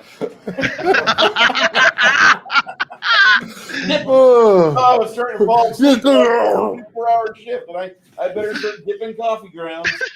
I've done that before. I'm a dumbass, but you know, I have to say that would be the brand of coffee I send you. That's a real good solid coffee cup they make. You can grind it. You can have the grounds if you want. Tell me what you need, and I'll get it to you because one of these nights we are going to do table breakers till 11 o'clock. But tonight, that's not going to happen. Well, I'll make sure. Look, just warn me on what night that's going to happen on so I can make sure I can call it the next day. So, Shedzer is giving Garrett some tips on YouTube. You need to disable the age restriction on your videos. Not only need setting to make it not for kids. Age restriction will demonetize your videos anyone on YouTube. I know. I don't get enough through traffic to even worry about it, so I'm not worried about it right now. You'll start to grow. You're not a bad streamer. You'll start to grow. Yeah. Don't worry. We'll be here to sync it for you. So that's what our job is. Just to let you guys know, as a GM, whenever I do session 0, I mainly have already got players that I've ran with before. So I don't even have a true session 0. The things that I'll spill out to the players is here's the conventions we've got. Here's the one sheet of rules that I changed for this campaign. Maybe this campaign, you know, for a +1 magic sword, it doesn't do +1 magic damage. Maybe it does a D8 magic damage. You know, maybe it does stuff like that. So I just throw that out there real quick. Yeah. And they ask me how are we doing an initiative, and I'll explain that. If I have a new person at the table, I do everything I can to show them as much as I can about the rule system, which is pretty simple. Pathfinder, for all of its ins and outs, it is a very simple system that relies on tax math. If you know how to do your taxes, you can play Pathfinder. It's more of the manual transmission RPG for most GMs. It's not an automatic like a lot of rules light systems. but you want to really just read your table, make sure everybody gets along well enough to where you're going to have a table, and then hope and pray that nothing really bad happens during your game, like something where like somebody's father dies or somebody's grandfather is moving out of a location. So for the next six weekend games with that person are scrapped because he's going to be helping grandpa move. Just all those things, you want to get that out of the way. But once you get the communications down, session 0 is just a walk in the park where at the very worst, you're going to be creating characters and players will be trading information. They'll be talking about things. If it's a crunchy game like Pathfinder, most of my players know where they want to go, what prestige class they like. Last campaign, they want to go that direction again, which is okay. I'm not going to say how dare they, but I want Get out of your comfort zones. Yeah. Yeah. And you do need that new player to jump in at your table to shake up your table from time to time, because you will otherwise have like the Knights of the Dinner Table where Brian always plays a battle mage. Dave always plays fucking barbarian. Sarah plays Justina, the knight, or paladin. And you know what these guys are going to play. Yes. Now, one thing you can do, and I recommend every GM try this at some point, do pre-gens for players that have been with you for like 2 years. And just create a character, give them some backstory, some hints and tips, maybe a couple levels if you're going to start off like 3rd or 4th level. I don't recommend that all the time. I like starting at first of every campaign, but I have not been faithful to that rule. But give them a character that is a GM. How would they have the most fun? Because you watch them for the last how many campaigns, so you know them and you watch them smile when they didn't realize it, and they didn't realize how much they were enjoying certain mechanic or certain story elements.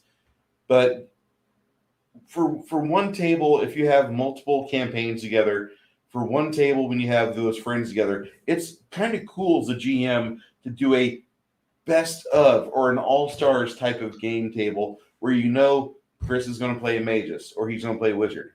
And then you go to Tommy. Tommy's going to play a thief. And then you go to Bill. Bill, he always plays a fighter. So give him the two-handed weapon wielder build, and just let him have fun with that. Don't make it a big, long campaign. Run it to like 5th or 6th level and then cut it. Just let them have fun with it and then decide, hey, listen, that was kind of the end boss of that campaign. Did you want to play longer? Because I've got more adventures. I've got 2 floor-to-ceiling shelves of campaign stuff and adventures and NPCs free to kill. We can keep going, but you can do that. And as a GM, I recommend everybody that's a GM out there, they kind of get a good feel for their players. It might be a good idea sometime to create a all-stars type of game where you as a GM, you've seen them, and just create them that character that they've always gravitated towards. Give them that. And just see what happens. I know this sounds like some people are going to groan about it. Oh my God, I can't believe Bruce is doing this. Try it. Just try it. See where your table goes. And then the next campaign, put them on their head. Run Cthulhu. I think the best one, something like that, what you're talking about, is we had a transition game, and it was only for like about 4 to 6 sessions, if that. Yeah. And all the players woke up with amnesia. Okay, yeah, I know this one. This one's a good one. Did not know what the race. They didn't even know what race they were until they looked in a mirror, or they had someone describe to them what they were. They were a party, I think it was about 7th to 10th level, and they had to go around this lab in this castle that they woke up in, basically, and try to figure out what happened. Yeah. I did a similar thing where mine went a little bit differently, but it was one of those things where I kind of went in a slightly not amnesic state, but I kind of went with the until you use it, you don't. In essence, just like here's your blank character sheet. As we as we play and as we describe, you can fill in as you feel, but until you use it, it's not locked in stone yet. So it allowed them to not pre-generate, but shape through their actions and their play style towards, and by the end of session 2, everyone has a character sheet built, and now it fits their actual play style. They aren't trying to go, well, my character only knows X. I'm like, well, you have two skill proficiency slots that you haven't filled yet. So maybe do you want to use it on being able to climb that wall? Yeah. And suddenly by organic evolution, they've now created a good character that the group now all fits together because they've all kind of evolved through the actions into that end state. And then I'm like, well, now that all your feats are all picked out, now all your skills are all picked out, now that all your stats are all picked out, now you're locked in stone. And that one player who's at the end goes, I have one skill I haven't placed, and he will guard that skill like it's the most important thing in the universe because he's waiting for that perfect moment to drop it in. And it was a fun moment, but that was an interesting experiment that I probably won't do again because that took trusting my players to be smart, and you don't get that kind of group very often.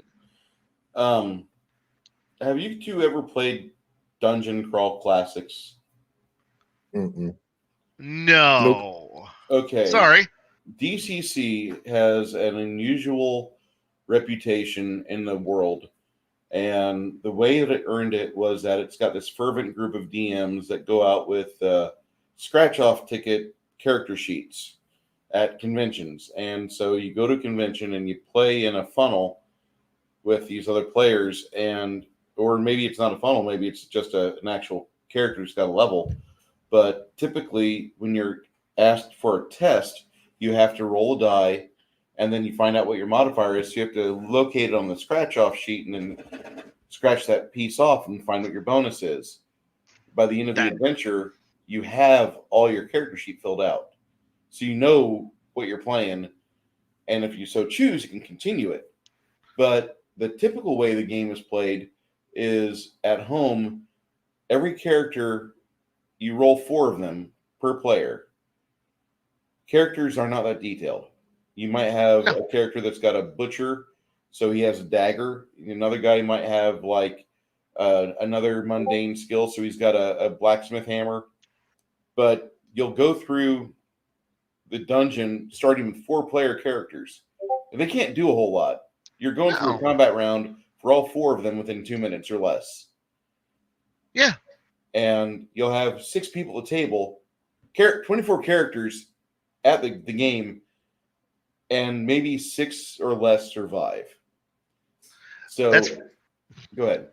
That's very similar to an alternate game start for a game I used to enjoy. It was always known as the Level 0 Ninja campaign, where every player gets like 5 Level 0 ninjas, and with a group, and it's through just attrition. People die, and the whole thing is you're just trying to survive a mission, and you're just like throwing ninjas away as you're trying to go, oh god, I'm down to 1 ninja. Somebody else sacrifice a few ninjas so we can get this job done.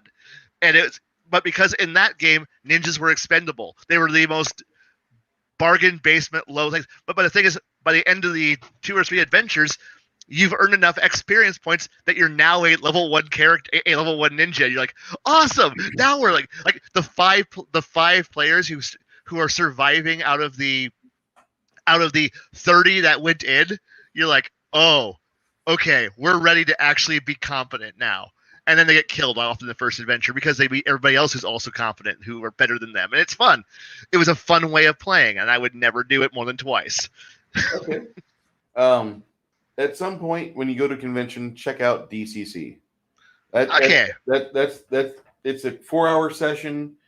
You will never have to do it again, but I do recommend every game master go out and try it because it's just got another set of tools you can throw in your toolbox and run. I can do that. I just got to get to a convention sometime in my lifetime again. All right, Bruce, Blaine, we're at our termination point. So yes, we are. I'm going to shut up now. Our are you going to be doing anything big on the YouTubes this weekend or this next coming week? Unless you invite me somewhere, no. I will get with you in Discord if we have a discussion about that. And Shadzar, I don't know if Mutant Crawl Classics has the funnel. I will have to ask a friend of mine who is in love with Goodman Games. And I found out tonight that Goodman Games, if they did not do Kickstarter being the one thing that it initially was really cool, but I'm tired of Kickstarter. If Mutant Crawl Classics and Dungeon Crawl Classics was focused on full-time by Goodman Games, and they did not do the Kickstarter for their giant D&D adventures that they're reprinting from first edition, they would be the third largest role-playing game company or publisher in the market. If they did not do Kickstarter, they would be the third largest. I think the first is WotC, and then Paizo, and then it'd be Goodman. But you got anyway. So I was a little upset when I heard about that because I hate Kickstarter now. Anyway, I don't want to ramble. Garrett, what do you have going on the next 7 days? Actually, right after this, at 10 o'clock Central, PM Central, I'm going to be coming back with a buddy of mine in ZT&T. He is from New Zealand, if you didn't figure that one out. And we're going to be doing some deep Rock Galactic on Twitch, so make sure you come check us out. You want I to posted I already posted the links in the chat before while you were away at the restroom or whatever you were doing. So yeah, that's I still got another week of vacay. So yeah, that's about all I got. Okay. Not doing too much. I'm just kind of chilling and relaxing. Well, Tuesday of next week, I know we have another Gatekeeper stream, and for those of you guys that like Gatekeepers, we will be doing that. Blaine, you going to be available or no? No, I'm actually in the middle of running a end of arc naval battle on that day, so I won't be available. It's understandable.